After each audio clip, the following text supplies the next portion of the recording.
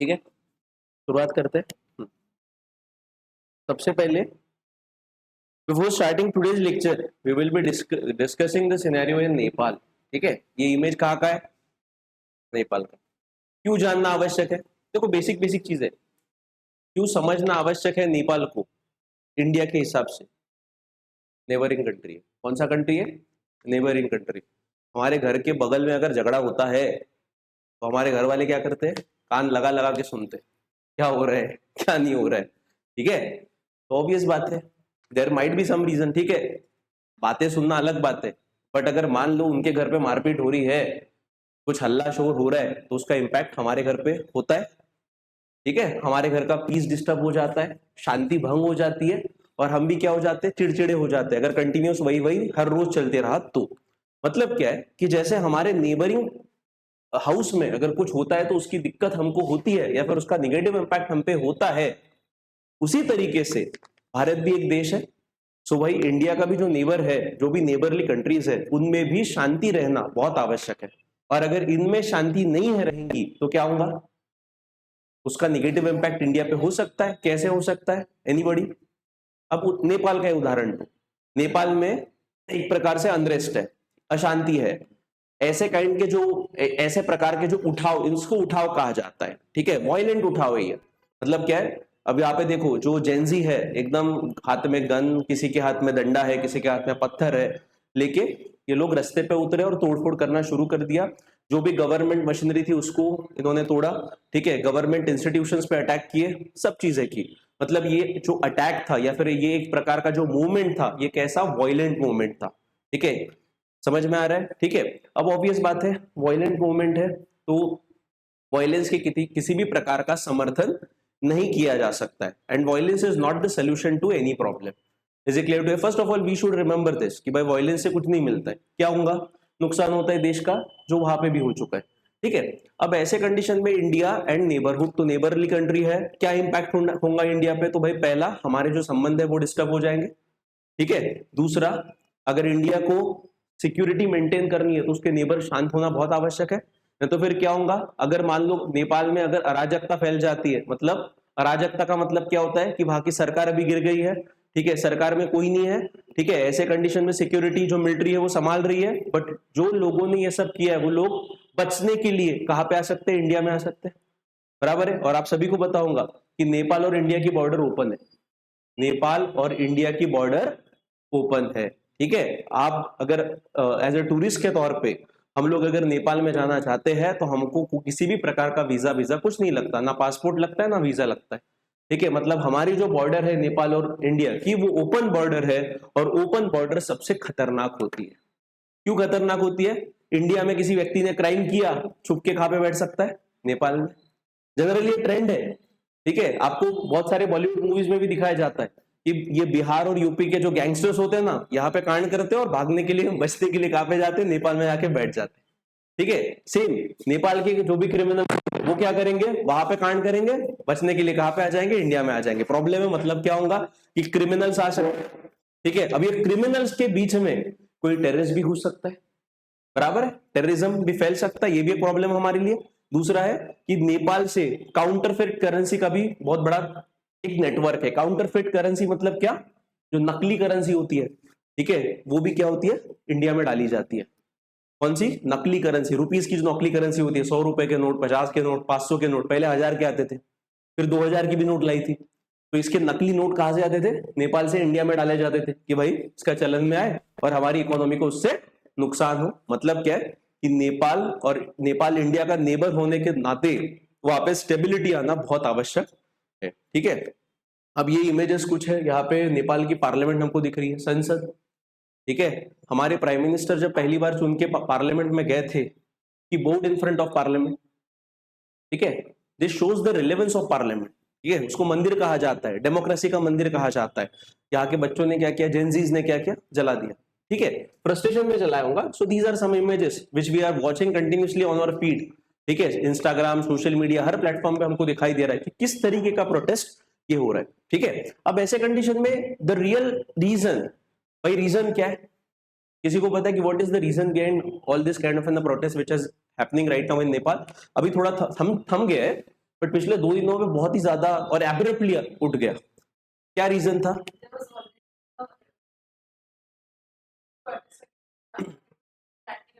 हम्म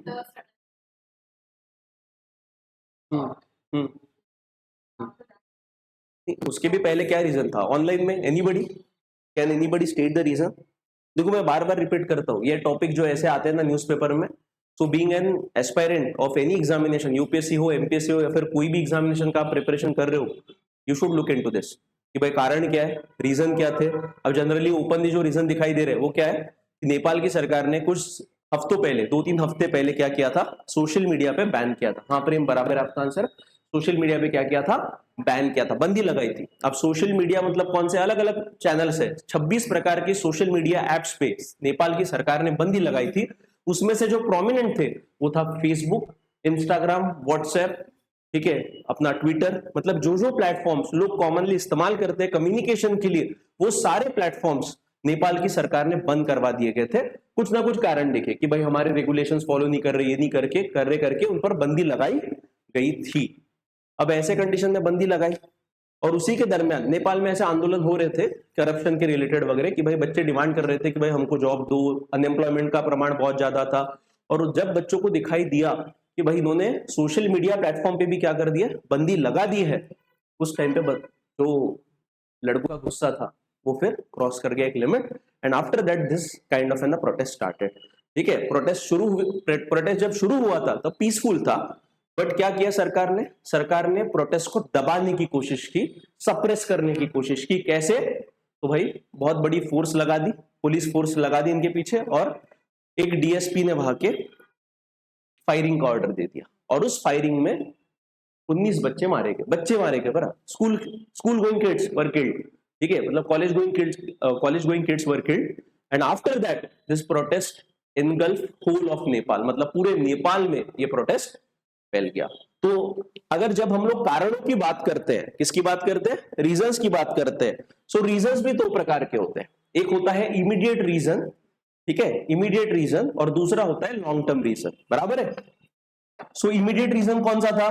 तो भाई मतलब एक प्रकार का हम लोग बोल सकते हैं कि भाई जिसके कारण ये प्रोटेस्ट एकदम एब्रप्टली शुरू हुआ। What was that immediate reason? The immediate reason was ban on social media. क्या था? Ban on social media. ठीक है, तो सोशल मीडिया पे बंदी लगाना, that was the major bad decision which the government of Nepal took, and because of that जो भी बोलते हैं ना कि जो प्रोटेस्ट था जो ऑलरेडी चल रहा था थोड़े शांति के लेवल से, जब इनको दिखाई दिया कि भाई ये भी माध्यम इन्होंने बंद कर दिया है, ठीक है, तब क्या हो गया, बच्चों का गुस्सा फूट गया और बच्चे रास्ते पे सड़क पे उतर के। Is it clear to everyone? So immediate reason था ban on social media, but apart from that, अब ऑब्वियस बात है हमको भी लगेगा कि सर एक सिर्फ सोशल मीडिया बैन करने से इतना बड़ा प्रोटेस्ट थोड़ी हो सकता है, कॉमन सेंस की बात है। ठीक है, अगर मान लो कल जाके भारत सरकार ने भी सोशल मीडिया पे बंदी लगा दी तो इतना बड़ा प्रोटेस्ट नहीं दिखाई देगा, प्रोटेस्ट होगा बट इतना बड़ा नहीं होगा, और पूरे देश भर तो नहीं होगा। बट यहाँ पे the reasons were something different. जो लॉन्ग स्टैंडिंग रीजंस थे या फिर जो लॉन्ग टर्म रीजंस थे जिसके कारण ये प्रोटेस्ट इतना बड़ा बना, और जिसमें जेनजीज तो इन्वॉल्व थे ही थे but common people were also involve, वो कारण कुछ ना कुछ होंगे। तो सबसे पहला जो कारण था बेटा वो था करप्शन। क्या था? करप्शन है, तो करप्शन तो रहेगा ही रहेगा। और नेपाल की जो ओवरऑल अगर हम लोग सरकार, अभी तक जितने भी सरकारें बने हैं हर सरकार में यही प्रॉब्लम रहा है, दैट इज ऑफ करप्शन। ठीक है, कुल मिला के अगर देखा जाए तो नेपाल में 3 मेन पॉलिटिकल पार्टीज है। कौन सी? 3 मेन पॉलिटिकल पार्टीज है। एक पार्टी है नेपाल कांग्रेस। अब सर हमको भारत की तो पार्टीज याद नहीं रहती, तो नेपाल की याद रखना है क्या? रखना पड़ेगा। ठीक है, एक तो है नेपाल कांग्रेस, दूसरी है communist party of Nepal, CPN, ये मार्क्सिस्ट लेनिनिस्ट इसका ओरिएंटेशन है, और दूसरी है Marxist centrist party, Marxist centrist.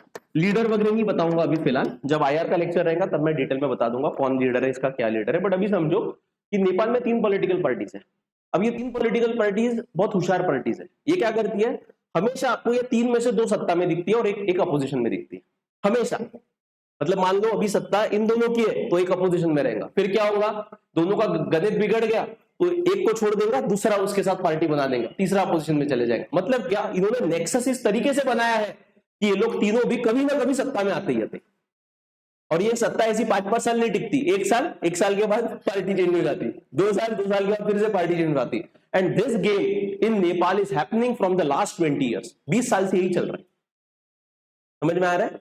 मतलब किसी भी एक पार्टी की परमानेंट सरकार वहां पे नहीं रहती है, हमेशा यही होते जा रहा है। और ये पॉलिटिकल पार्टीज क्या करते हैं, ये इतने होशियार है कि इनको पता है करप्शन तो करना है, बट एक ने किया तो एक ही मलाई खाएगा, तो उससे अच्छा क्या, तो तीनों भी मिलके हम लोग करप्शन, मतलब करप्शन का पैसा क्या करते हैं, हड़प करते हैं, और ना कोई अपोजिशन रहेगा ना कोई रूलिंग रहेगा, सभी एक साथ मिलकर काम करेंगे, नाटक दिखाने के लिए एक अपोजिशन में बैठाएंगे, 2 सत्ता में बैठाएंगे, और ये कैलकुलेशन हमेशा चलते रहते हैं। That's why corruption is very rampant in Nepal. ठीक है, corruption is very rampant in Nepal.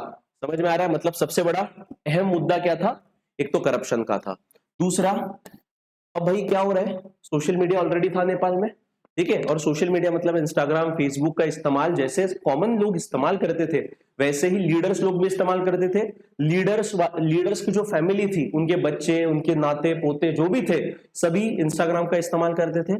और इनमें दिखाई देता था कि भाई वहां की जनता को, जो गरीब जनता है, जो युवक है, वहां का कॉमन युवा है, ठीक है, उसको जॉब नहीं है, उसके पास पैसे नहीं है, उसको जो बेसिक चीजें चाहिए वो बेसिक चीजें उसको नहीं मिल रही है। बट उसके बावजूद ये जो पॉलिटिशियंस के बेटा लोग थे, बेटी थी, या फिर इनके जो भी एक्सटेंडेड फैमिलीज थी, इनकी जो लाइफ थी वो लैविश लाइफ जी रहे थे, फॉरेन में जा रहे थे, पैसा खर्च कर रहे थे, और उसका पूरे पोस्ट काय पे डाल रहे थे, सोशल मीडिया। फिर जेनजी है भाई, जेनजी को दिखाई दिया कि साला अपने पास खाने को नहीं, अपने पास इंटरनेट पैक मारने को रिचार्ज नहीं, इंटरनेट पैक मारने के लिए पैसा नहीं, ठीक है, बेसिक चीजों के लिए हम लोग तरस रहे हैं। और ये जो पॉलिटिशियंस के बच्चे हैं, ये फॉरेन में जाके मजा कर रहे हैं, एंजॉय कर रहे हैं, लाइविश लाइफस्टाइल जी रहे हैं, तो इनके फोटोज ये क्या करते थे, वहां से लेके सोशल मीडिया पे सर्कुलेट कर रहे थे कि देखो भाई किस तरीके से करप्शन हो रहा है। ठीक है, ये दूसरा रीजन। इनको जनरली एक शब्द नेपाल में बहुत कॉमन हो रहा था, इनको बोला जाता था नेपो किड्स। कौन सा kids? Nepo kids. Nepo kids मतलब क्या, एक टर्मिनोलॉजी है जिसको बोला जाता है नेपोटिज्म। एक टर्मिनोलॉजी है which is very common in India also, that is nepotism. क्या होता है नेपोटिज्म? करण जौहर पता है आपको? हाँ, करण जौहर पता है ना, बॉलीवुड का। तो बॉलीवुड में क्या चलता है? नेपोटिज्म। नेपोटिज्म मतलब क्या, अब करण जौहर की मूवी में आप देखना, जब जो भी स्टारकास्ट रहती है ना, नए मूवीज में भी तो क्या रहते हैं, एक्टर का बेटा एक्टर बनेगा, ठीक है, एक्ट्रेस का बेटा एक्ट्रेस बनेगा, ठीक है, और इनको क्या मिलता है, इजीली प्लेटफॉर्म मिल जाता है। अब तुम्हारे मेरे समान अगर कोई बंदा बोलेगा मेरे को एक्टर बनना है, तो हमको बहुत बहुत दिक्कत जाएंगी, बहुत हमको स्ट्रगल करना पड़ेगा, उसके बाद हम उस मुकाम पे जाएंगे। तो जनरली क्या होता है ना, नेपोटिज्म का एक मतलब क्या होता है कि जो भी सत्ता में है वो क्या करता है, अपने बेटे को ही फिर उसकी जगह पे बेटे को बैठा देगा, that is nepotism. And this nepotism is existing in each and every field. Bollywood में हमको दिखाई देता है, ठीक है, एक्टर का प्रोडक्शन हाउस है तो एक्टर क्या करता है, अपने ही बेटे को एज अ न्यू एक्टर करके लॉन्च कर देता है, दैट इज नेपोटिज्म। सो ये नेपोटिज्म मतलब इससे ही कौन सा शब्द निकला नेपाल में, नेपो किड्स। तो नेपो किड्स मतलब क्या, कि जो पॉलिटिशियंस के बेटे थे वही क्या बन रहे थे, वही पॉलिटिशियन बन रहे थे, ठीक है, मतलब उनके पास सत्ता रह रही थी और वही अपना लाइविश लाइफस्टाइल दिखा रहे थे, तो इनको नेपो किड्स करके इनको टारगेट किया जाता था कि देखो भाई ये अपने पैसे से क्या कर रहे, ऐशो आराम की जिंदगी जी रहे और पैसा उड़ा रहे, देश का पैसा उड़ा रहे, और इन पर कोई भी कार्रवाई नहीं की जा रही है। Is it clear to everyone? समझ में आ रहा है? मतलब ये एक चीज। अब ऐसे कंडीशन में करप्शन था, नेपोटिज्म था, एंड एलिट प्रिविलेजेस थे, मतलब जो समाज में रहने वाले जो एलिट लोग थे इनको पूरे प्रिविलेजेस मिलते थे, ठीक है, मतलब इनको पुलिस सेफ्टी मिलती थी, सारा इनको जो भी सरकार की तरफ से अवेलेबल हर चीज उनको दी जाती थी। इवन इसमें बिजनेस लॉबिस्ट, बिजनेसमैन जो थे बड़े बड़े नेपाल के, उनका भी इन्वॉल्वमेंट था। कैसे? तो एक शब्द है, दैट शब्द is very common, that is known as crony capitalism. Crony capitalism was very prevalent in Nepal. ये क्रोनी कैपिटलिज्म आपको देश में, हर दुनिया के हर देश में मिलता है। क्रोनी कैपिटलिज्म का मतलब क्या होता है कि इस तरीके में दो चीजें इन्वॉल्व होती है। एक साइड में इन्वॉल्व होते हैं पॉलिटिशियंस और दूसरे साइड में इन्वॉल्व होते हैं बिजनेसमैन। बिजनेसमैन या फिर इंडस्ट्रियलिस्ट भी बोल सकते हो आप, या फिर एंटरप्रेन्योर भी बोल सकते हो। मतलब क्या कि ये जो क्रोनी कैपिटलिज्म ये शब्द है, this is a nexus between politician plus businessman, बराबर है? ठीक है, समझा क्रोनी कैपिटलिज्म का मतलब ये बिजनेसमैन क्या करते हैं, खुद का फायदा करवाने के लिए पॉलिटिशियन को मनाते हैं, और पॉलिटिशियन क्या करता है, इसके बदले में बिजनेसमैन से पैसा लेता है, और जो भी डील है वो उसके लिए अच्छी करवा के देता है। जैसे उदाहरण के तौर पे कोई कॉन्ट्रैक्ट है, मान लो सड़क का कॉन्ट्रैक्ट है। अब वो सड़क का कॉन्ट्रैक्ट मुझे चाहिए, मैं हूं बिजनेसमैन, मैं जाऊंगा लीडर के पास, लीडर मतलब पॉलिटिशियन के पास जाऊंगा और उसको बोलूंगा कि भाई ये कॉन्ट्रैक्ट मेरे को दो, अगर आप मेरे को दोगे तो जो भी प्रोजेक्ट का कॉस्ट है उसका 20% मैं आपको दे दूंगा और प्रोजेक्ट मुझे मिल जाएगा।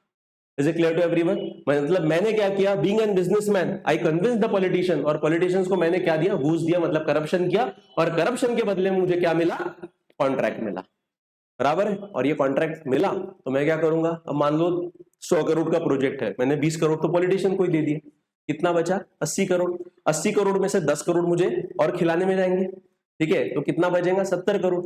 अब वो सड़क बनाने के लिए मेरे को लग रहा है कम से कम 50-60 करोड़, ईमानदारी से अगर मैंने बनाई तो मेरे पास अभी 70 करोड़ बचे। 70 करोड़ में का ईमानदारी से अगर मैं सड़क बनाता हूं तो 50-60 करोड़ तो लगेंगे, मतलब मेरा नेट प्रॉफिट कितना जाएगा, 10 करोड़ का ही जाएगा। भाई ये तो मेरा नुकसान हो रहा है, तो मैं क्या करूंगा, सड़क बनाते वक्त भी करप्शन करूंगा। भाई जो चीजें आवश्यक है वो मैं कम कर दूंगा। सीमेंट आवश्यक, सीमेंट 100 बोरी लग रहा है, मैं 50 पे ला लूंगा, ठीक है, और रेती को बढ़ा दूंगा। समझ में आ रहा है? तो मतलब क्या, इस प्रकार से क्या काम करता है, क्रोनी कैपिटलिज्म काम करता है। बड़े बड़े बिजनेसमैन पॉलिटिशियंस को कन्विंस करते हैं और इनसे बेनिफिट अर्ज करते हैं in the name of contracts, in the name of जो भी बिल वगैरह आता है उसके हिसाब से बनना चाहिए, इस हिसाब से ये नेक्सस होता है। इसको इसीलिए बोला जाता है nexus between politician and businessman. So this crony capitalism was very common in Nepal. बड़े बड़े जो उद्योगपति थे वो सरकार से समिट करते थे, सरकार के साथ मिलके काम करते थे, तो क्या होता था, पूरे जो प्रोजेक्ट है वो किसको जाते थे, बड़े बड़े बिजनेसमैन को, इनको फायदा मिलता था, इनका इनकम बढ़ता था, गरीबों को क्या मिलता था, ठेंगा। समझ में आ रहा है? This lifestyle was very prevalent. और उसके बाद नेक्स्ट रीजन क्या था, नेक्स्ट रीजन था collapse of domestic economy of Nepal. मतलब लिटरली देखा जाए तो नेपाल की जो इकोनॉमी है वो एक तो टूरिज्म पे बहुत ज्यादा डिपेंडेंट है, ठीक है, किस पे निर्भर है, टूरिज्म। आप सभी को बताऊंगा कि हिमालय पे अगर जाना है, किसी को हिमालय पे ट्रेकिंग के लिए जाना है, the best point is Kathmandu पे जाना पड़ता है, वहां से ट्रेनिंग वगैरह होती है, तो मेजर उसका अर्निंग कहां से आता है, एक तो टूरिज्म से आता है और दूसरा आता है रेमिटेंसेस से। एक किससे आता है, एक टूरिज्म और दूसरा एंड रेमिटेंसेस। क्या होते हैं रेमिटेंसेस, एनीबॉडी? रेमिटेंसेस मतलब जैसे आपके घर में से कोई व्यक्ति फॉरेन में होगा तो वो क्या करता है, वो बेचारा वहां पे काम करता है, दिन रात पसीना बहाता है, पैसे कमाता है, पैसे कमा के कुछ खुद रखता है और बाकी के पैसे कहां पे भेजता है, अपने घर भेजता है।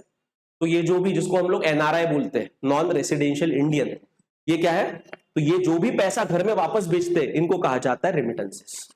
सो नेपाल में बेटा उनकी जितनी भी आबादी है उसमें से लगभग 10% के आसपास लोग बाहर जाके काम करते हैं, पैसा कमाते हैं और वो पैसा कमा के घर पे भेजते हैं, और उस पर नेपाल की इकोनॉमी बहुत ज्यादा निर्भर है। तो कितनी, नेपाल का जितना भी इनकम आता है साल भर का, उसमें का लगभग 35% इनकम, 35% इनकम कैसे आता है, रेमिटेंसेस, मतलब विदेश से आ रहा है। आप सोचिए, ठीक है, 35% यहां से और 15-20% इधर से आ रहा है, मतलब 50% से ज्यादा तो इन दो ही सेक्टर से आ रहा है। और नेपाल में बाकी कुछ भी नहीं है, ना मैन्युफैक्चरिंग यूनिट है, ना सर्विस सेक्टर है, कुछ भी नहीं बनाया वहां के पॉलिटिशियंस ने। मतलब एक प्रकार से जो वहां की इकोनॉमी है वो इकोनॉमी पूरी क्या कर दी है, खोखली कर दी है, पूरी खोखली कर दी है। और ज्यादातर क्या है ना, जो भी युवा लोग हैं, अब युवाओं की संख्या नेपाल में ज्यादा है, और बेसिकली जेनजी ने आंदोलन इसीलिए किया कि वहां की युवाओं को रोजगारी नहीं है। Unemployment is the biggest worry of Nepal youth, नहीं। तो ऐसे कंडीशन में क्या करेंगे बेटा, जॉब नहीं है, हाँ जॉब भी नहीं है। दूसरी बात, जो सब सरकार, जब सरकार के पास वो लोग अपनी डिमांड पुट करते थे तो मीडिया का काम था, मीडिया का काम था कि जनता की जो आवाज है, जनता की जो पुकार है उसको दिखाना। मीडिया ने दिखाया क्या? नहीं। मतलब जिस प्रकार इंडिया में आपको गोदी मीडिया दिखता है उसी प्रकार गोदी मीडिया नेपाल में भी था। तो there was a nexus between media as well as government. तो गवर्नमेंट क्या, अगर मीडिया क्या दिखाती थी, जो गवर्नमेंट को पसंद है वही दिखाती थी, लोगों की असली प्रॉब्लम दिखा ही नहीं। तो ऐसे कंडीशन में जो युवाओं की डिमांड थी, युवाओं का आवाज था, वो पहले ही दबा दिया जा रहा था। और उनके पास जो आखिरी ऑप्शन था कौन सा? सोशल मीडिया का। कि सोशल मीडिया के माध्यम से उनके अलग अलग ग्रुप्स थे और उसके माध्यम से ये लोग क्या करते थे, अपना जो फ्रस्ट्रेशन है, एंगर है, वो एक्सप्रेस करते थे by post, by sharing a post, by commenting on those. तो उसको भी सरकार ने क्या कर दिया? बंद कर दिया। बराबर है। आपको प्रेशर कुकर पता है ना? प्रेशर कुकर सबके घर पे यूज होता है, ठीक है। प्रेशर कुकर फटता नहीं है हमारा। क्यों नहीं फटता है? बिकॉज उसमें बीच में क्या रहती है? सीटी रहती है, उसमें से होल रहता है छोटा सा, उसमें से हवा बाहर आते रहती है जब, और धीरे धीरे टाइम में आती है। और जब तक वो हवा धीरे धीरे बाहर आएगी तब तक प्रेशर कुकर फटने का डर नहीं रहता है। बट अगर आपने मान लो उस पर आपने वो सीटी हटा दी और उसको परमानेंटली बंद कर दिया तो क्या हो जाएगा?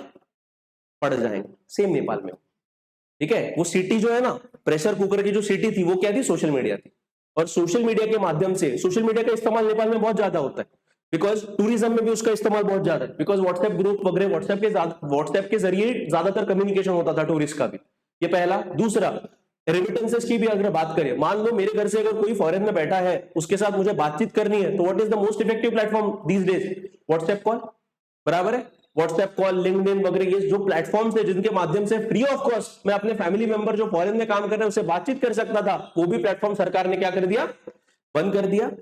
ठीक है। तीसरा, जो फ्रस्ट्रेशन का प्लेटफॉर्म था कि जहां पे युवा लोग जाके अपने फ्रस्ट्रेशन दिखाते थे, बोलते थे, शेयर करते थे, वो भी सरकार ने बंद कर दिया। मतलब पूरा का पूरा कुकर को ही बंद कर दिया। तो कुकर क्या होगा? फटना ही था और फट गया।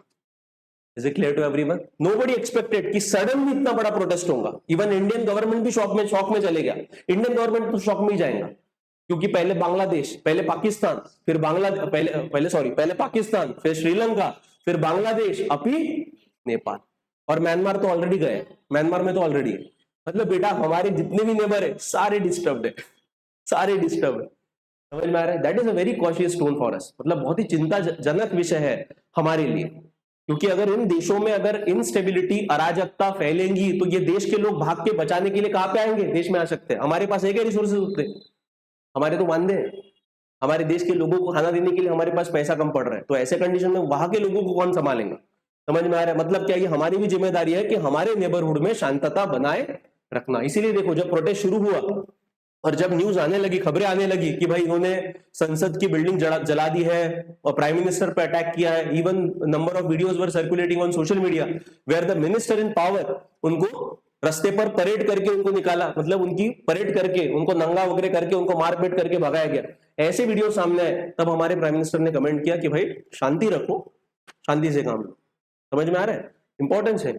Is it clear to everyone? So ये बहुत इंपॉर्टेंट चीज है। सो नेक्स्ट कारण क्या था? टूरिज्म एंड रेमिटेंसेस, मतलब इकोनॉमी पूरी उनकी बर्बाद की। ठीक है। और ऐसे कंडीशन में क्या है, अब जो भी नए लोग वहां पे आ रहे हैं, मतलब नए युवा लोग जो वहां पे है, उनको क्या लग रहा है कि हर एक के घर से कोई ना कोई, एक तो भारत में काम कर रहा है, एक तो म्यांमार में काम कर रहा है, या फिर गल्फ में काम कर रहा है। गल्फ मतलब कौन सा?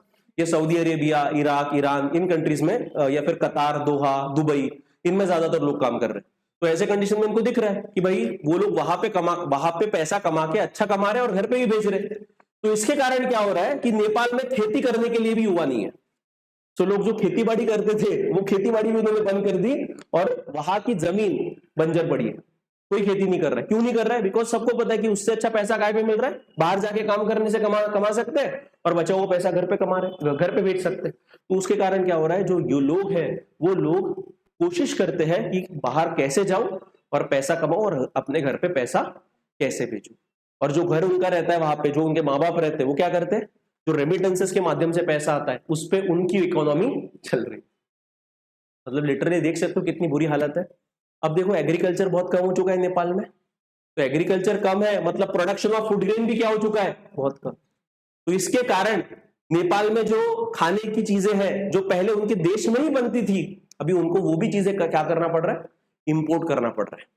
तो ऐसे कंडीशन में क्या होगा, निर्भरता बढ़ी। आत्मनिर्भर है क्या नेपाल? नहीं, खाने के मामले तो नहीं है। तो ऐसे कंडीशन में डिपेंडेंस बहुत ज्यादा है और उसके कारण पूरी इकोनॉमी की वाट लग गई। ठीक है, और उसके बाद नेक्स्ट जो प्रमुख कारण है, नेपाल में इकोनॉमिक इनइक्विलिटी बहुत बड़े पैमाने पे बढ़ी। कौन सी इनइक्विलिटी? इकोनॉमिक इनइक्विलिटी।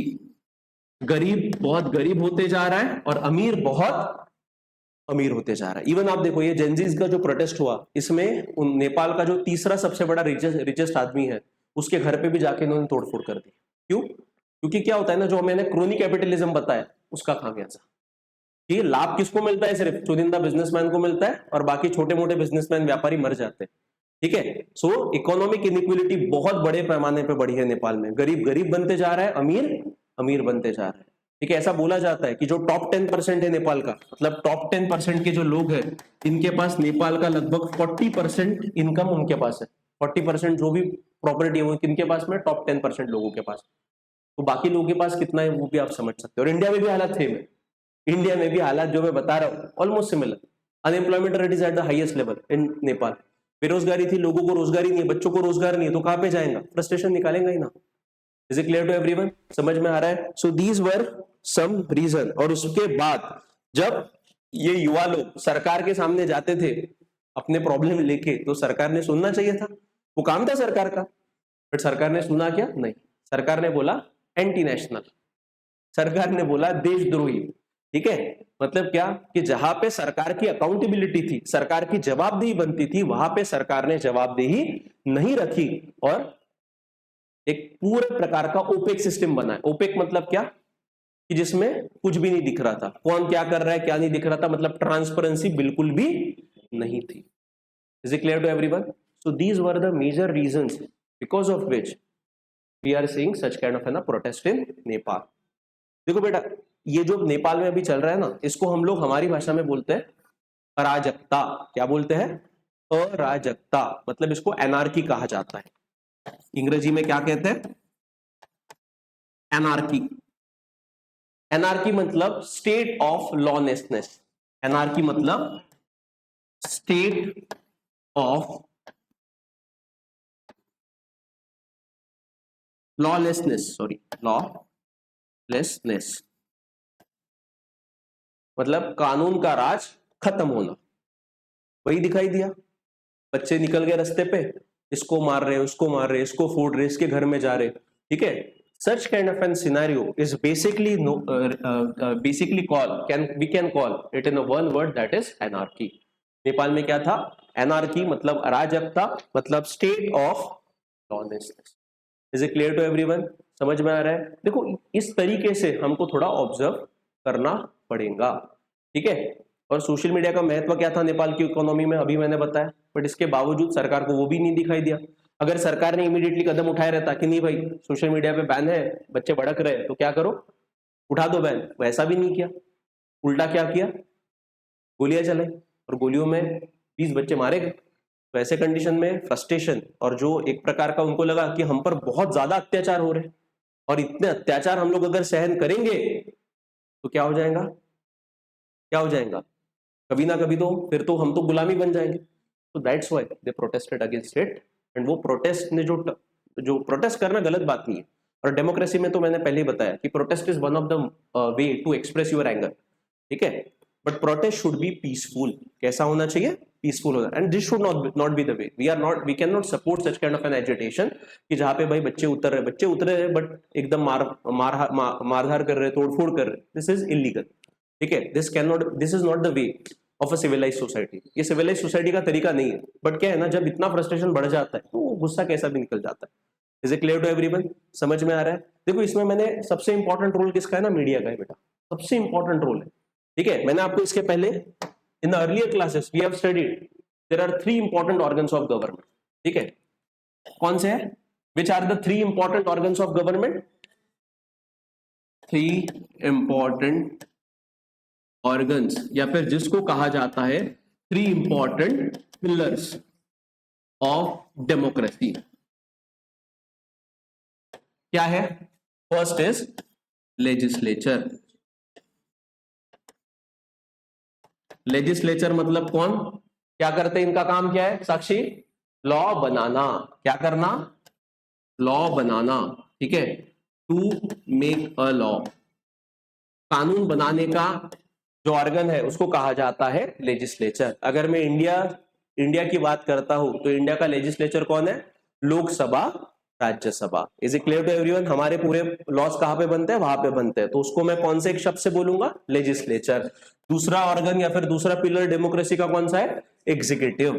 ठीक है, कौन सा है, एग्जीक्यूटिव। एग्जीक्यूटिव का काम क्या है, टू इंप्लीमेंट द लॉ। मतलब जो लॉ इन्होंने बनाया है उसको क्या करना, उसको लागू करना, टू इंप्लीमेंट द लॉ।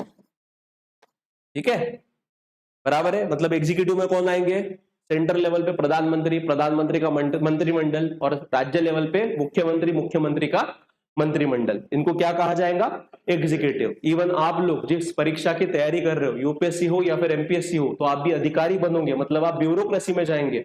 तो ब्यूरोक्रेसी भी किसका पार्ट आता है, एग्जीक्यूटिव का। Is it clear to everyone? मतलब आप लोग जब अधिकारी बनोगे तो आप भी किसमें आओगे, एग्जीक्यूटिव में आओगे। मतलब आपका भी काम क्या रहेगा, टू इंप्लीमेंट द लॉ। कानून बनाना आपका काम नहीं है, आपका काम, कानून बनाना किसका काम है, लेजिस्लेचर का। मतलब जो मेंबर ऑफ पार्लियामेंट या फिर एमएलए जिनको हम लोग चुन के देते हैं, इनका काम होता है लेजिस्लेचर में जाना और वहां पे कानून बनाना। That is their work. Is it clear to everyone? और तीसरा जो ऑर्गन है, पिलर है of democracy, that is judiciary. क्या होता है जुडिशियरी का काम, to interpret the law. Very important, ठीक है, to interpret, to interpret the law. मतलब क्या, लॉ को समझाना, लॉ की असली डेफिनेशन क्या है। कोई कानून अगर जब पास होता है तो वो कानून सही या गलत, ये किसका निर्णय होता है, जुडिशियरी का। ठीक है, अगर कानून की भाषा या फिर कानून की लैंग्वेज में कुछ कंफ्यूजन है तो उस कंफ्यूजन को दूर करने की भी जिम्मेदारी किसकी है, जुडिशियरी। इवन हमारे संविधान में जो लिखे गए प्रोविजन है, कॉन्स्टिट्यूशन में मेंशन किए गए जो प्रोविजन है, उसको लेके भी अगर कुछ डाउट है तो उसका भी समाधान कौन या फिर आंसर कौन दे सकता है, judiciary. Is it clear to everyone? So these are the three important organs or pillars of democracy. But जिसको फोर्थ पिलर डेमोक्रेसी का कहा जाता है वो कौन सा है, मीडिया। और मीडिया कैसी होनी चाहिए, media should be independent and non partisan. Media should be independent and non partisan, मतलब अनबायस्ड होनी चाहिए। नॉन पार्टिसन का मतलब क्या है, अनबायस्ड। मतलब ना सत्ताधारी पक्ष के हित में बात करे, ना विरोधक पार्टी के हित में बात करे। इसका काम कैसा होना चाहिए, न्यूट्रल। ये अंपायर के समान इसने काम करना चाहिए, ना इधर ना इधर। जो सही है उसको सही, जो गलत है उसके अपोजिट में सवाल पूछना किसकी जिम्मेदारी है, मीडिया की जिम्मेदारी है। तो मीडिया को डेमोक्रेसी का या फिर सरकार का चौथा स्तंभ माना जाता है। Is it clear to everyone? और मीडिया का रोल बहुत महत्वपूर्ण है। नेपाल में जो हम लोग सिचुएशन देख रहे हैं ना, one of the reason is media also, कि वहां की मीडिया ने जो असली प्रॉब्लम थे वो कभी लोगों के दिखाए नहीं, कभी लोगों की बात नहीं की, सरकार से काउंटर सवाल नहीं पूछा। उसके कारण ही लोगों का जो फ्रस्ट्रेशन था वो कभी पहुंचा ही नहीं सरकार। और उसके कारण क्या हो गया, वो दबाने की कोशिश हुई और उसके कारण ही हमको क्या देखने को मिला, लोग रास्ते पे उतर गए। ठीक है, मीडिया तो ऑलरेडी कॉम्प्रोमाइज था नेपाल का। तो दूसरा ऑप्शन क्या था, सोशल मीडिया। यूट्यूब था, यूट्यूब पे लोग जो इंडिपेंडेंट जर्नलिस्ट थे, जैसे इंडिया में हो रहा है, वो जैसे अपना चैनल खोल के न्यूज, जो सही न्यूज है वो प्रोपेगेट करते हैं, वैसे भी नेपाल में चल रहा था। बट जब सरकार ने वो भी बंद करने की कोशिश की तब लोग भड़क गए। समझ में आ रहा है? मतलब लोगों को एक लेवल तक दबाया जा सकता है, और बहुत ज्यादा दबाओगे, स्प्रिंग पता है ना, स्प्रिंग कैसा होता है, जितना प्रेशर लगाओगे जब स्प्रिंग छूटता है उतना ही वो रिबाउंड होता है। Same is like this. ठीक है, आप एक लेवल तक प्रेशराइज कर सकते हो, एक लेवल तक आप दबा सकते हो, सप्रेस कर सकते हो। बट सप्रेशन एक लिमिट के बाहर गया तो वो इंसान एक्सेप्ट नहीं करता है और उसके विरोध में बंद कर देता है या फिर एजिटेशन, प्रोटेस्ट करना शुरू कर देता है। Is it clear to everyone? That is human nature. ठीक है, मैं भी अगर आपको एकदम बहुत ज्यादा तंग करूं, ये करो वो करो, आप एक लेवल तक सहन करो, उसके बाद आप भी मेरे विरोध में प्रोटेस्ट करना शुरू, नहीं चाहिए, मस्त बहुत हो गया, ठीक है, समझ में आ रहा है? That is human nature. So such kind of an scenarios happened in Nepal and these are the major reasons for the protest which took place in Nepal. Is it clear to everyone? समझ में आ रहा है? तो कोई भी चीज जब आती है और स्पेसिफिकली हमारे नेबरहुड के बारे में, तो ये चीज बहुत इंपॉर्टेंट है. और इसमें भी अब नेपाल में भी डेमोक्रेसी, इंडिया में भी डेमोक्रेसी, ठीक है. पॉलिटिक्स के हिसाब से क्या महत्वपूर्ण है कि नेपाल भी एक लोकशाही प्रजातंत्र है और भारत भी क्या है, भारत में भी लोकशाही है, ठीक है. तो नेपाल से हम लोग क्या सीख सकते हैं? तो नेपाल में क्या हुआ, जैसे मैंने बताया, करप्शन वाज रैम्पेंट, ठीक है. सरकार की जवाबदेही कुछ नहीं थी और सरकार को जब सवाल पूछे जा रहे थे तो सरकार उल्टा जो सवाल पूछ रहा है उसी को देशद्रोह वगैरह कह के टाल रही थी. मीडिया वाले लोगों की आवाज नहीं उठा रहे थे, ठीक है. जो रियल इश्यूज थे उसको सामने नहीं ला रहे थे. तो उसके कारण लोगों को लगा कि सारे तरफ से हम लोग क्या कर रहे हैं, हम दबा दिए जा रहे हैं और समाज में इनइक्विलिटी बढ़ रही थी. अमीर अमीर बनते जा रहा था, गरीब गरीब बनते जा रहा था. एजुकेशन, जो एजुकेटेड यूथ था उसके पास एम्प्लॉयमेंट के या फिर रोजगार के कुछ भी ऑप्शन नहीं थे, ठीक है. और ऐसे कंडीशन में नेपाल की इकोनॉमी ऑलरेडी क्या है, डिस्ट्रॉयड है. Literally their politicians have destroyed their local economy, ठीक है. क्योंकि ज्यादातर लोग बाहर जा रहे हैं और बेटा जो पढ़ लिख के लोग बाहर जा रहे हैं काम के लिए, इनको बोला जाता है ब्रेन ड्रेन. क्या बोला जाता है? ब्रेन ड्रेन, बराबर है. हाँ, उसने ग्रेजुएशन नेपाल में कंप्लीट किया, जॉब नहीं तो क्या करेगा बेचारा, बाहर जाके काम करेगा. बाहर जाके काम करेगा मतलब क्या, जिस युवा ने पढ़ लिख के अपने देश के तरक्की में योगदान देना चाहिए पर उसके पास ऑप्शन ही नहीं था, तो वो क्या, जो इंजीनियर डॉक्टर जो वहां पे बन रहे थे उनको दिख रहा था कि हमारे देश में किसी भी प्रकार का अपॉर्चुनिटी नहीं है. So for opportunity and for higher education the youth, the Gen Zs were going outside the country. इसको बोला जाता है ब्रेन ड्रेन. क्योंकि क्या, पढ़ लिखने वाले टैलेंटेड लोग अगर देश के बाहर जा रहे हैं बेटा, तो वो दूसरे देश की इकोनॉमी में योगदान देंगे, वहां पे तरक्की करेंगे, बट खुद के देश को कुछ फायदा हो रहा है क्या? इंडिया में भी सेम हैपनिंग, इंडिया में भी हो रहा है. हमारे भी युवा क्या करते हैं, हायर एजुकेशन के लिए फॉरेन में जाते हैं, इधर जाते हैं उधर जाते हैं, आईआईटी में पढ़ते हैं, जॉब करने के लिए अमेरिका जाते हैं. इसको बोला जाता है ब्रेन ड्रेन. और बेटा ब्रेन इज वेरी इंपॉर्टेंट. मतलब लोग जो पढ़े लिखे लोग हैं वो देश में होना बहुत आवश्यक है, तभी जाके देश की तरक्की होती है. और अगर तरक्की होना है तो हमारे पास टैलेंटेड युवा होने चाहिए, उनको अच्छी जॉब अपॉर्चुनिटीज मिलनी चाहिए, उनको अच्छे एम्प्लॉयमेंट अपॉर्चुनिटीज मिलनी चाहिए ताकि वो खुद का करियर यहाँ पे सेटल कर सके. Is it clear to everyone? समझ में आ रहा है? तो ये बहुत आवश्यक है. और सबसे इंपॉर्टेंट चीज नेपाल में क्या हुई, वहां के जो इंस्टीट्यूशंस थे, संस्थाएं थी, जिनकी जिम्मेदारी थी सरकार को अकाउंटेबल करना, वो संस्थाएं भी कॉम्प्रोमाइज हुई थी. उदाहरण के तौर पे ये इंस्टीट्यूशंस क्या होती है डेमोक्रेसी में, जैसा हमारा judiciary is one of the institution in democracy. Judiciary का काम क्या है कि जहां जहां पे सरकार गलत हो रही है, जहां जहां पे सरकार संविधान के विरोध में जा रही है, वहां पे क्या करे, सरकार को काउंटर करे. बराबर है? That is the work of judiciary. उसके लिए जुडिशियरी क्या होना चाहिए, इंडिपेंडेंट. बराबर है? स्वतंत्र होना चाहिए जुडिशरी, आजाद होनी चाहिए जुडिशरी, किसी के प्रेशर में उसने काम नहीं करना चाहिए और जुडिशरी में बायसनेस नहीं होना चाहिए. ठीक है, उसने न्यूट्रल रह के उसने अपना जजमेंट देना चाहिए.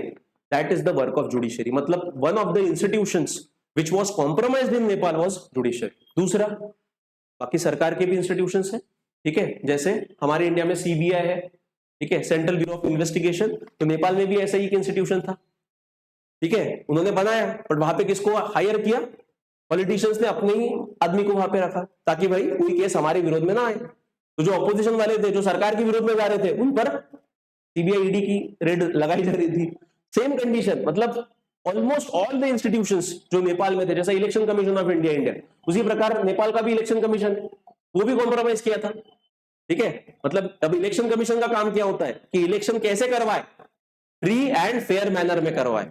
बराबर है, सबको इक्वल लेवल मिलना चाहिए, फिर सत्ताधारी पक्ष हो या फिर विरोधी पक्ष हो, मतलब रूलिंग पार्टी रहे या फिर अपोजिशन पार्टी रहे, सबको लेवल प्लेइंग फील्ड मिलना आवश्यक है. अब इलेक्शन कमीशन ऑफ नेपाल अगर करता तो शायद से ऐसी नौबत ना आती. समझ में आ रहा है? और हाँ, कहां पे ना कहां पे प्रॉब्लम कॉन्स्टिट्यूशन का भी होगा कि भाई दिख रहा है वहां पे कि 2-3 पॉलिटिकल पार्टीज आपस साथ में गेम खेल रही है. ठीक है, आए दिन सरकार बदलती है, एक साल सरकार रहती है, दूसरे साल दूसरे की रहती है, तीसरे साल से तीसरे की रहती है. This kind of an game was prevalent in Nepal. आप पिछले 20 साल की हिस्ट्री निकालो, नेपाल की सरकार कितनी बार बदली है आपको दिखाई देगा। समझ में आ रहा है? मतलब कॉन्स्टिट्यूशन बनाते वक्त जो प्रोविजंस ऐड करने चाहिए थे, ठीक है, वो शायद से उस तरीके से ऐड किए नहीं होंगे, that might be the reason. समझ में आ रहा है? सो ये बहुत आवश्यक होता है, इसीलिए बोला जाता है बेटा कि ये सारी चीजें जो नेपाल में हुई उससे हमको सीखना पड़ेगा, ठीक है, उससे हमको सीखना पड़ेगा, उसको हम लोग उससे हमको कुछ तो भी इम्प्लीमेंटेशन हमारे देश में करना पड़ेगा कि ऐसी चीज हमारे देश में ना हो। वो अच्छी बात है हमारी कि अभी तक 79 years have been passed in India. कितना? 79 ईयर्स आजादी को हमको मिले। कि अभी का जो 15 अगस्त था that was 79th independence day of India, but अभी तक इंडिया में कभी भी कभी भी मिलिट्री रूल लगा नहीं है। That is the very good thing about us. और ऐसी चीज इंडिया में होंगी भी नहीं, because there are ample number of platforms available for common citizen to express their dissent, to express their विरोध। बराबर है? डिसेंट मतलब क्या? सरकार की अगर कोई पॉलिसी उनको नहीं पसंद आती है तो उनके पास ऑप्शन है, रास्ते पे आ सकते हैं, इधर आ सकते हैं, उधर आ सकते हैं, number of platforms are there. But कल जाके अगर भारत सरकार ने भी वैसा किया कि चल भाई सोशल मीडिया बैन, हो सकता है। बराबर है? तो इसीलिए मैं बहुत बार बोलता हूं कि पॉलिसी जब भी कोई कानून बनता है तो बहुत बार ना सरकारी यंत्रणाएं क्या करती है, गवर्नमेंट एजेंसीज क्या करती है कि कोई भी अगर मान लो दारू है, अब दारू के कारण प्रॉब्लम बढ़ रहा है तो सरकार क्या करती है, दारूबंदी कर देती है। जैसे नागपुर का बगल का district Wardha district dry district है, चंद्रपुर पहले था। बेटा ये जो ड्राई डिस्ट्रिक्ट रहते हैं ना, सबसे ज्यादा इलीगल दारू इन्हीं डिस्ट्रिक्ट में बेची जाती है, सबसे ज्यादा इलीगल दारू। ठीक है, मतलब क्या कि भाई छुपे तरीके से बेची जाएंगी और जो पीने वाला रहता है वो कैसे ना कैसे तो खरीद लेगा, 50 की 100 में खरीद लेगा वो, बट वो खरीदता है। अब ऐसे कंडीशन में नुकसान किसका हो रहा है? स्टेट सरकार का। क्यों? क्योंकि उस पर जो टैक्स मिलना चाहिए सरकार को टैक्स नहीं मिल रहा है और इलीगली पूरा माल जो एजेंट्स है वो खा जा रहे हैं। ठीक है, और लोकल एडमिनिस्ट्रेशन क्या रहती है उसको पता रहता है, सब पुलिस वालों को सब पता रहता है कौन क्या बेच रहा है, उससे हफ्ता लेते हैं, मतलब ब्लैक मनी जनरेशन। ठीक है, तो जो पैसा स्टेट के एक्सचेकर में जाना चाहिए, मतलब स्टेट के तिजोरी में जाना चाहिए, वो ना जाते हुए किसको जाता है? इलीगल ब्लैक मनी के माध्यम से जनरेट होकर यूज किया जाता है। Is it clear to everyone? So banning is not a solution. ठीक है, किसी भी चीज को बैन करके कुछ करके that is not the solution. आपको अगर ये करना है ना, लोगों में दारू का प्रमाण कम करना है, तो आपको awareness is better option. Awareness करो, उनको बताओ कि क्या हो सकता है क्या नहीं हो सकता है, उसके कुछ काउंसलिंग सेशंस करो, एनजीओ को इस्तेमाल करो। There are different number of NGO which are working in alcohol addiction center, de addiction center. तो ऐसे कंडीशन में उनको रोप इन करो कि भाई कैसे किया जा सकता है, क्या किया जा सकता है, ताकि लोगों में अवेयरनेस फैला सके कि what is the negative impact of alcohol consumption. बराबर? Is it clear to everyone? मतलब हर एक चीज का सोल्यूशन होता है, तो that is not the solution. किसी भी चीज को बैन करके कुछ भी नहीं मिलता है, नुकसान किसका होता है? सिर्फ स्टेट का। Is it clear to everyone? समझ में आ रहा है? यहां तक किसी को डाउट है ऑनलाइन में? समझा गया बेटा? ठीक है, अभी हमारे टॉपिक पे आते हैं।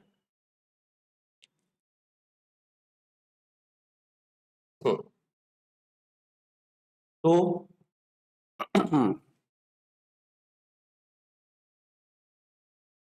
तो जब भी कोई टॉपिक आएगा आपके सामने करंट अफेयर का वगैरह और specifically related to any democratic country, तो try to look from this perspective. Again आपका होमवर्क है, देखो बांग्लादेश में क्या गलत हुआ, सेम हुआ जो यहाँ पे प्रॉब्लम दिखे ना हमको, सेम बांग्लादेश में हुआ। दूसरे आपको थोड़ी बहुत डिफरेंसेस मिलेंगे, वहां पे सोशल मीडिया पे बंदी नहीं करी थी, but problem were same, corruption rampant. Political parties ने कभी लोगों की सुनी नहीं, वही चलते रहा था। अपोजिशन पार्टी हमेशा बाइकआउट कर रही थी इलेक्शन को। तो लिटरली बांग्लादेश में अपोजिशन था ही नहीं, बांग्लादेश में अपोजिशन था ही नहीं, क्योंकि संसद के अंदर से पूरे कौन बैठते थे? सत्ताधारी पक्ष, रूलिंग पार्टी के लोग ही बैठते थे। तो अपोजिशन वालों ने इलेक्शन बाइकआउट किया था, तो बाइकआउट किया तो क्या किसको विन मिल गया? रूलिंग पार्टी को मिल गया। तो ये चलते ही रहा था, चल ही रहा था ऐसे। भाई ऐसे में क्या, लोगों की आवाज उठाने वाला कोई तो चाहिए, कोई नहीं था। मतलब जिम्मेदारी किसकी है? रूलिंग पार्टी भी जिम्मेदार है और अपोजिशन भी जिम्मेदार है उतनी। जिस अवस्था में बांग्लादेश है, एक टाइम पे बांग्लादेश का ग्रोथ रेट इंडिया से आगे था। मतलब Bangladesh was progressing rapidly more than India. आप सोचो, इतना फास्टेस्ट ग्रोइंग कंट्री था, बट क्या हालत हो गई? Same Sri Lanka, same condition. मतलब जितने भी हमारे नेबर्स है, प्रॉब्लम उनमें दिखाई दे रहा है। तो इसके कारण एक डर का माहौल है जो जो डेमोक्रेटिक कंट्रीज है वहां पे प्रॉब्लम दिखाई दे रहा है, and the protest are happening in almost not only in Indian subcontinent but even in western countries as well. France में प्रोटेस्ट चल रहा है, हाँ, हर जगह पे जहां जहां डेमोक्रेसी है तो लोगों में ना एक डिमांड पैदा हो रही है कि भाई डेमोक्रेसी को हटाओ, ऑटोक्रेसी लाओ, हुकुमशाही लाओ, डेमोक्रेसी को हटाओ, हुकुमशाही लाओ। अच्छा है क्या? नहीं। अब नेपाल का ही मैं एक इंटरव्यू देख रहा था, नेपाल में भी डिमांड है कि मोनार्की को लाओ, राजा जो नेपाल का राजा था उसको फिर से राजेशाही लाओ करके, ऐसी डिमांड हो रही है। तो एक जो बुजुर्ग इंसान था उसको पूछा कि आपको क्या लगता है कि ये जो डिमांड कर रहे हैं कुछ लोग कि भाई मोनार्की आनी चाहिए, मोनार्की मतलब राजेशाही, राजा का रूल, ठीक है, वहां पे देवेंद्र शाह करके राजा था, उसी का लीनियज चलता है, तो राजेशाही आनी चाहिए। तो उसने सीधा बताया, उसने बोला कि आज का जो युवा है बोले इसको पता नहीं, बोले कि राजा के टाइम पे क्या होता था, ठीक है, आज का जो जेनजी है इसको पता नहीं, बोले राजा जब था तो वो कैसे जुल्म करता था, ठीक है।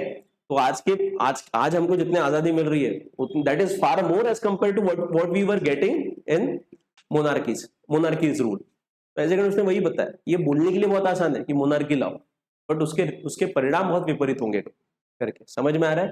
ठीक है, तो ये बहुत इंपॉर्टेंट है। मतलब क्या है ना, हर एक रूल जो होता है वो किस तरीके से ऑपरेट करता है उसको समझना बहुत आवश्यक होता है। Is it clear to everyone? क्योंकि राजा क्या है, राजा मतलब मैं अगर राजा बन गया तो मेरी मन मर्जी में कुछ भी करूंगा, समझ में आ रहा है? मेरे को लगता है नहीं भाई इसकी हेयर स्टाइल गलत है तो फांसी की सजा मिल गई, फांसी की सजा, that is Raja.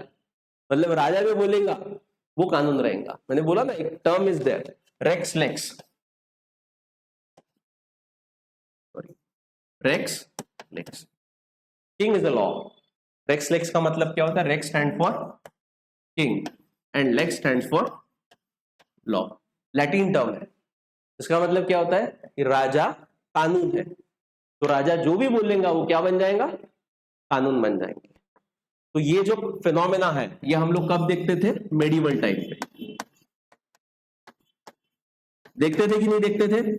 Mughals, Marathas, ठीक है, अलग अलग जो भी ये थे राजा लोग थे, राजा जो बोलेगा वो कानून होता था, ठीक है। बट जब डेमोक्रेसी आई, जब कॉन्स्टिट्यूशन आया तो क्या आएगा? Lakes rex. लेक्स रेक्स मतलब क्या? लेक्स मतलब लॉ, रेक्स मतलब क्या? मतलब who is king? Law is a king. Is it clear to everyone? ठीक है। सो कोई भी फॉर्म ऑफ गवर्नमेंट डिमांड करने से पहले हमको यह समझना आवश्यक है कि उसकी अच्छाइयां क्या है और उसकी बुराइयां क्या है, ठीक है। इसीलिए मैंने जब आपको डेमोक्रेसी बताया था, तो democracy is not a best form of government in the world. Democracy बहुत अच्छी है, एकदम बहुत अच्छी है ऐसा नहीं है, बट क्या है, जितने फॉर्म है हमारे पास, जितने फॉर्म ऑफ गवर्नमेंट अवेलेबल है उसमें से though it is worst but it is good, समझ में आ रहा है? Though it is worst but that is most good for the people. Is it clear to everyone? तो इसीलिए आपको मिलेगा कि ज्यादातर देशों में क्या है? Democracy. Is it clear to everyone? समझ में आ रहा है? ठीक है। सो हम लोग क्या पढ़ रहे थे बेटा? डेमोक्रेसी के बारे में, कॉन्स्टिट्यूशन के बारे में पढ़ रहे थे कि कॉन्स्टिट्यूशन कैसे आया, क्या आया, हमारी कॉन्स्टिट्यूएंट असेंबली बनाई गई थी वगैरह, मैंने लास्ट लेक्चर में हमने वो सब देखा, ठीक है। मतलब क्या है कि मोटा मोटी अगर मैं बताऊं तो हमको एक बात तो पता चल गई कि हमारा जो संविधान बना है, कॉन्स्टिट्यूशन बना है, वो रातों रात नहीं बना है, ठीक है, या फिर 2 साल में भी नहीं बना, या फिर 3 साल में भी नहीं बना। जैसे मैंने बताया 1946 में कॉन्स्टिट्यूएंट असेंबली बनी। कब बनी कॉन्स्टिट्यूएंट असेंबली? 1946। और कब तक चली? 1949। तो हमको लगेगा कि सर 3 साल में तो बन गया, नहीं, 3 साल में नहीं बना। हमने अभी तक जो पढ़ा है उसमें हमको ये दिखाई दिया कि हमारे देश में जो कॉन्स्टिट्यूशनल इथॉस या फिर जो कॉन्स्टिट्यूशन में चीजें हमने लिखी है या फिर डाली है, वो हम लोगों ने हमारे फ्रीडम स्ट्रगल के दरमियान एक्सपीरियंस की थी, और उसी से हम लोग मोटिवेट होके हमने वो कहां पे डाली? कॉन्स्टिट्यूशन में डाली, और उसी से हमारा क्या बना है? संविधान बना है। क्योंकि हमारे फ्रीडम स्ट्रगल के दरमियान हर चीज हमने एक्सपीरियंस की। For example, right to freedom, right to equality, ठीक है, फ्रीडम, आजादी होनी चाहिए। हमको पता चला कि भाई ब्रिटिशर्स लोग हम पे राज करते हैं, ठीक है, बट खुद के देश में right to freedom is there. उनके देश में राइट टू फ्रीडम था, बट हमारे देश में जहां पे उनकी सरकार थी वहां पे राइट टू फ्रीडम था ही नहीं।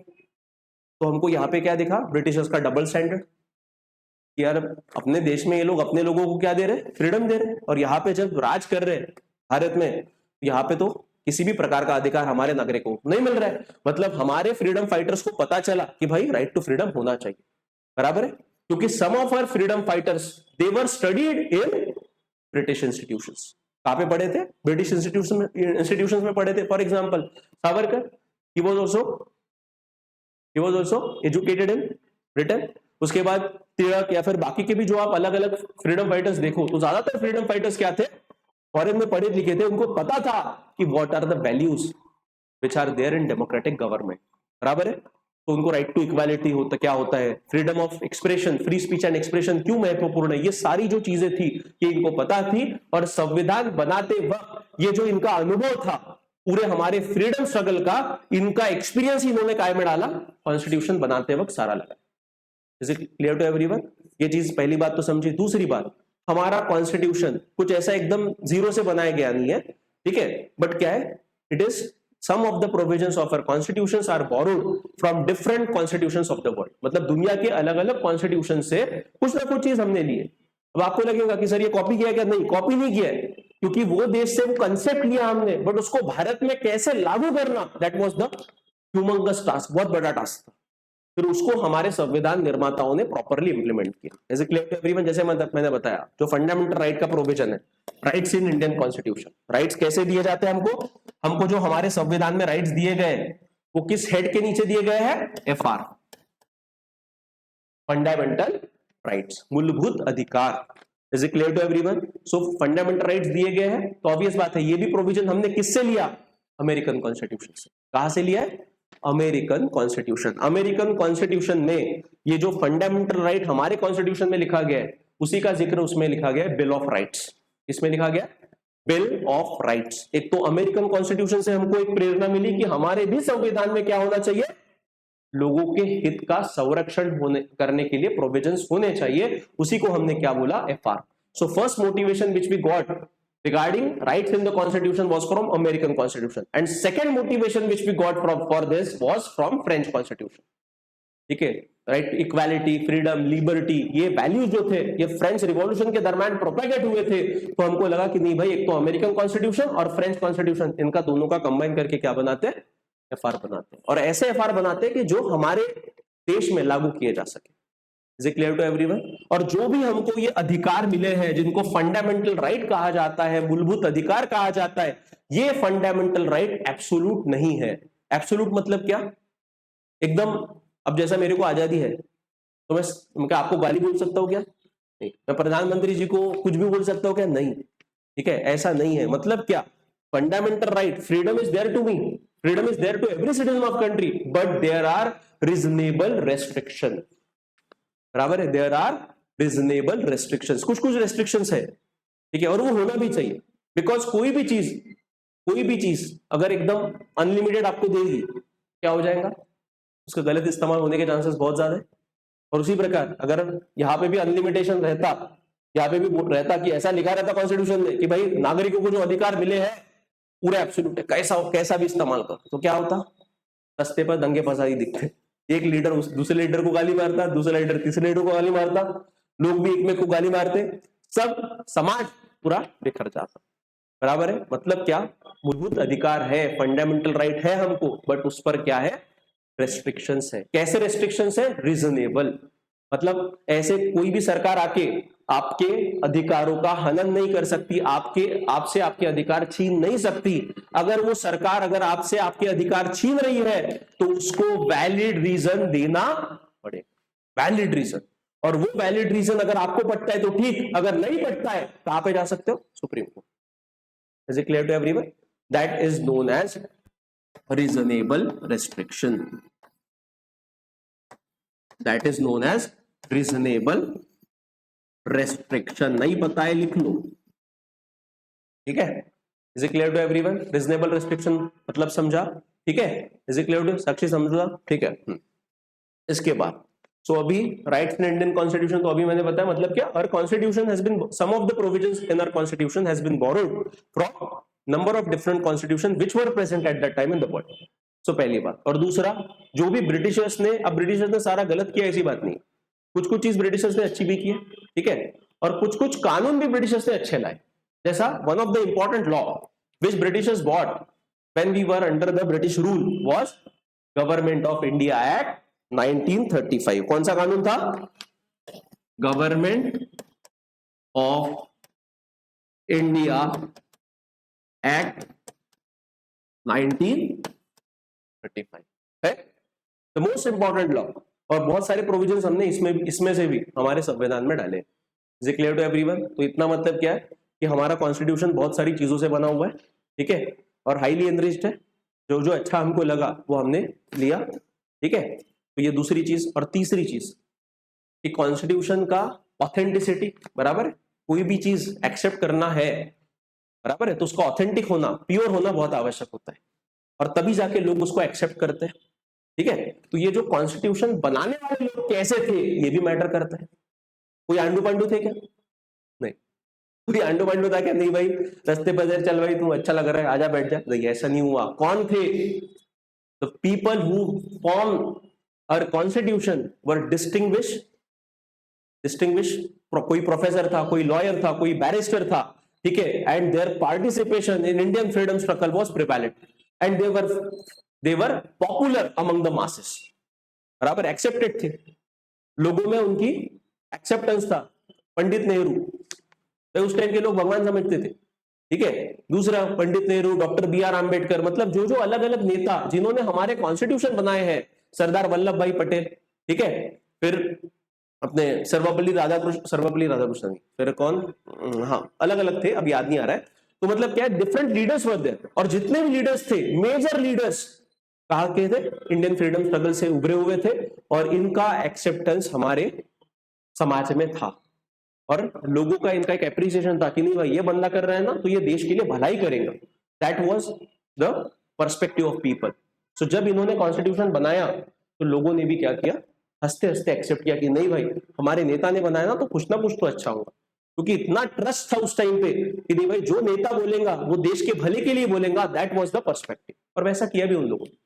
Is it clear? कोई अगर ऑटोक्रेट रहता, कोई हुकुमशाह रहता, किसी के दिमाग में ऐसा रहता कि नहीं भाई, सत्ता मिली है, मैं ही लेता हूं सब, तो उसने क्या, उसने कभी डेमोक्रेसी लाने की कोशिश की नहीं रहती, ठीक है, और उसने पूरे पावर अपने पास ही रखे रहते हैं। Is it clear? किया क्या किसी ने? ऐसा नहीं किया। तो ये दिखाता है कि उनके जो ऑब्जेक्टिव था, उनका जो पर्पस था, वो कितना प्योर था। Is it clear to everyone? समझ में आ रहा है? तो ये तीसरी बात। और चौथा, इसके कारण लोगों ने संविधान को एक्सेप्ट किया। और चौथी चीज कौन सी? कि अब उस टाइम पे आरोप लगाए जा रहे थे कि भाई ये कॉन्स्टिट्यूशन बनाने वाले जो लोग हैं ज्यादातर कांग्रेस पार्टी के, क्योंकि उस टाइम पे एक ही पार्टी थी, ठीक है, कांग्रेस पार्टी। तो एक आरोप ये भी लगाया जाता है कि भाई पूरे लोग किसके थे? कांग्रेस के थे। बट क्या कांग्रेस में सिर्फ कांग्रेस की ही विचारधारा के लोग थे क्या? नहीं, उस टाइम पे जो कांग्रेस थी उसमें अलग अलग विचारधारा के सारे लोग एक ही प्लेटफॉर्म पे थे। मतलब कोई उसमें का राइटिस्ट था, कट्टर था, कोई उसमें का लिबरल था, कोई उस सेंट्रिस्ट था, किसको लगता था कि भाई ठीक है, राइटिस्ट और लेफ्ट वाले का थोड़ा होना, बैलेंस अप्रोच होना चाहिए। मतलब अलग अलग आइडियोलॉजी वाले लोग उस टाइम पे कांग्रेस में मौजूद थे, और वही लोग कहां पे लिए गए? संविधान में। वन ऑफ द एग्जांपल मैंने आपको लास्ट टू लास्ट लेक्चर में बताया था कि डॉक्टर बी.आर. आंबेडकर, ठीक है, बी.आर. आंबेडकर और कांग्रेस का कभी नहीं पटा, कभी नहीं पटा। कांग्रेस के नेता लोग और डॉक्टर बाबा साहेब आंबेडकर 36 का आंकड़ा था, क्योंकि डॉक्टर बी.आर. आंबेडकर हमेशा कांग्रेस को क्रिटिसाइज करते थे कि भाई कांग्रेस ने कभी भी इसकी कोशिश नहीं की अनटचेबिलिटी हटाने के लिए, या फिर जो दलित क्लास है उसको उसके अपलिफ्टमेंट के लिए कभी भी कुछ किया नहीं। ऐसा आरोप हमेशा कौन करते थे? Doctor B R. आंबेडकर। बट इसके बावजूद, मतलब देखो डिफरेंसेस होने के बावजूद भी, जब पंडित नेहरू ने कॉन्स्टिट्यूशन असेंबली बनाने की बात आई और कमिटीज जब बना रहे थे, तो उन्होंने किसको आमंत्रित किया? Doctor B R. आंबेडकर को आमंत्रित किया। क्यों किया? अगर भाई ईगो रहता, ईगो बीच में लाते, तो कभी होते, कभी बुलाते नहीं। पर उनको पता था कि भाई इस इंसान में काबिलियत है और यही इंसान ये चीज बना सकता है। That's why he called him. मतलब उस टाइम पे क्या हुआ कि अलग अलग आइडियोलॉजी, अलग अलग ओरिएंटेशन के लोगों ने मिलके क्या बनाया? कॉन्स्टिट्यूशन बनाया। और उसमें इंश्योर किया गया कि सबसे इंपॉर्टेंट क्या होता है कि कॉन्स्टिट्यूशन की क्रेडिबिलिटी, संविधान की क्रेडिबिलिटी, मतलब किससे डिफाइंड होती है कि देश में रहने वाले जो माइनॉरिटी लोग हैं उनके राइट्स को प्रोटेक्ट किया जा रहा है कि नहीं किया जा रहा है। ये अगर जिस कॉन्स्टिट्यूशन में अगर होता है, वो डिफाइन करता है कि वो कॉन्स्टिट्यूशन क्या है? प्योर है। Is it clear to everyone? समझ में आ रहा है? तो ये सारी चीजें हमारे संविधान बनाते वक्त विचार की गई थी और उसके कारण ही हमारा कॉन्स्टिट्यूशन बन पाया और लोगों ने भी उसको क्या किया, एक्सेप्ट किया। सभी धर्मों के लोगों ने, सभी जात के लोगों ने, सभी अलग अलग इथनिसिटी के लोगों ने भी क्या किया, उसको एक्सेप्ट किया। क्यों एक्सेप्ट किया? बिकॉज सभी को पता था कि हमारे हितों की रक्षा उस संविधान से की गई। Is it clear to everyone? फिर माइनॉरिटी रहे, मेजॉरिटी रहे, या फिर पुरुष रहे, महिला रहे, या फिर नॉर्थ ईस्ट वाला रहे, या फिर साउथ का कोई बंदा रहे, सबको पता था कि हमारे अधिकारों की रक्षा कौन कर रहा है? संविधान कर रहे हैं। और उसी के कारण because of constitution only India is intact. Is it clear to everyone? जब तक कॉन्स्टिट्यूशन है तब तक भारत एक संग रहेगा। Is it clear to everyone?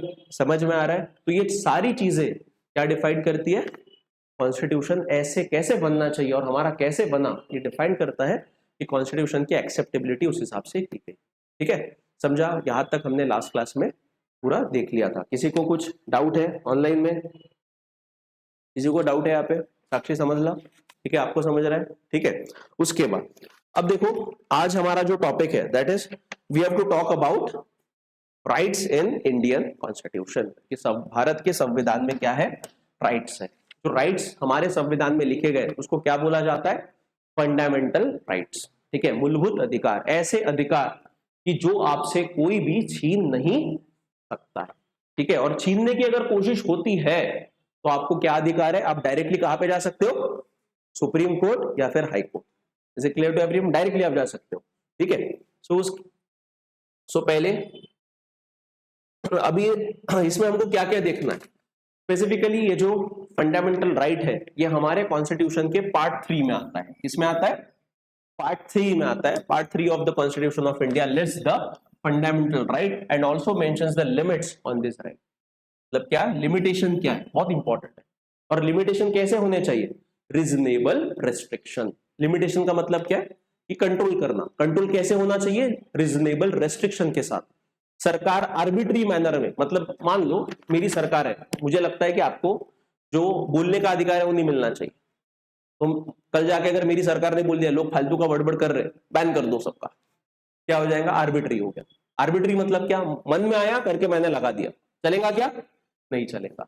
अगर मेरे को आप पर रेस्ट्रिक्शंस लगाना है कि बोलने के रिलेटेड रेस्ट्रिक्शन लगाना है और मैं ऐसा कुछ प्रोविजन लाता हूं कि जिसके थ्रू आप किसी को ह्यूमिलेट नहीं कर सकते, मतलब गाली गलौज नहीं कर सकते, ह्यूमिलेट नहीं कर सकते, या फिर हिंसा की भाषा नहीं कर सकते, दैट इज द लिमिटेशन। और ये कैसे है? रीजनेबल है। रीजनेबल रेस्ट्रिक्शन मतलब रेस्ट्रिक्शन देना है, बट वो रेस्ट्रिक्शन कैसे होने चाहिए? समझ में आने चाहिए, रीजनेबल तरीके से होना चाहिए, और उसका पर्पस डिफाइंड होना चाहिए कि किस पर्पस के लिए मैं रेस्ट्रिक्शन लगा रहा हूं वो मुझे बताना पड़ेगा। और वो अगर पर्पस करेक्ट है, वैलिड है, तो सुप्रीम कोर्ट अप्रूव करेगा। अगर वो पर्पस गलत है तो रीजनेबल रेस्ट्रिक्शन हटाए जा सकते हैं। ठीक है, is it clear to everyone? समझ में आ रहा है? अब देखो हमको क्या क्या पढ़ना है। What are the various fundamental rights listed in the constitution of India. कौन से अधिकार है? जैसे उदाहरण के तौर पर right to equality is there, right to freedom is there, ठीक है, right against exploitation is there, बराबर है, एक्सप्लॉयटेशन ना हो उससे बचने के लिए भी हमको अधिकार मिला है। ठीक है, उसके बाद right for right to religious propagation, ठीक है, हमको हमारा धर्म फॉलो करने का भी अधिकार मिला है। ठीक है, मतलब अलग अलग अधिकार हमको किसके अंतर्गत मिले? फंडामेंटल राइट के अंतर्गत मिले, तो वो भी हमको पढ़ना है। And how this rights are protected, इसको कैसे प्रोटेक्ट किया जाता है, बराबर है, तो वो भी आवश्यक है। मान लो ऐसा तो नहीं होगा कि भाई देश इतना बड़ा है, तो कुछ कुछ केसेस ऐसे भी सामने आएंगे कि जहां पे जो लोगों को अधिकार दिया है, फंडामेंटल राइट दिया गया है, वो उनको नहीं मिलेगा। तो ऐसे कंडीशन में कुछ तो ऑप्शन चाहिए कि वो लोग जिस पर अत्याचार हो रहा है कहां पे जाए, तो वो भी प्रोविजन इसमें ऐड किया गया। उसके बाद what role the judiciary has played in protecting and interpreting this rights, very important. मैंने पहले ही बताया कि जुडिशरी को क्या बोला जाता है? Judiciary is the final interpreter of the constitution. Judiciary क्या है? Final interpreter of the constitution. Interpreter मतलब क्या? समझना। इंटरप्रेट करना मतलब समझना। तो अगर मान लो संविधान में कोई चीज लिखी गई है, कोई आर्टिकल लिखा गया है और उस आर्टिकल के बारे में उसका मतलब क्या है ये थोड़ा कंफ्यूजन है, तो ऐसे कंडीशन में फाइनल केस कहां पे जाती है? सुप्रीम कोर्ट में जाती है, और सुप्रीम कोर्ट उसका मीनिंग बताता है। Is it clear to everyone? मतलब जुडिशरी का रोल क्या है? फंडामेंटल राइट बचाने के लिए एंड इंटरप्रेटिंग दिस राइट, मतलब उसका असली मीनिंग क्या है ये कौन बताता है? जुडिशरी बताता है। देखो अभी आपके संविधान में मैंने लास्ट क्लास में बताया था कितने आर्टिकल्स है, अभी 470 के आसपास आर्टिकल, ठीक है। 450 to 470 articles are there right now in our constitution. अब ये जो आर्टिकल्स सबको पता है ना, आर्टिकल्स रहता है आर्टिकल 1, आर्टिकल 2, आर्टिकल 3, ऐसे अलग अलग आर्टिकल है, ठीक है। अब ये जो आर्टिकल है, हर एक आर्टिकल के सामने कुछ ना कुछ लिखा है और उसमें कुछ ना कुछ प्रोविजंस डाले गए। अब बहुत बार क्या होता है ना, जैसे आर्टिकल 21 है, कौन सा आर्टिकल है, आर्टिकल 21।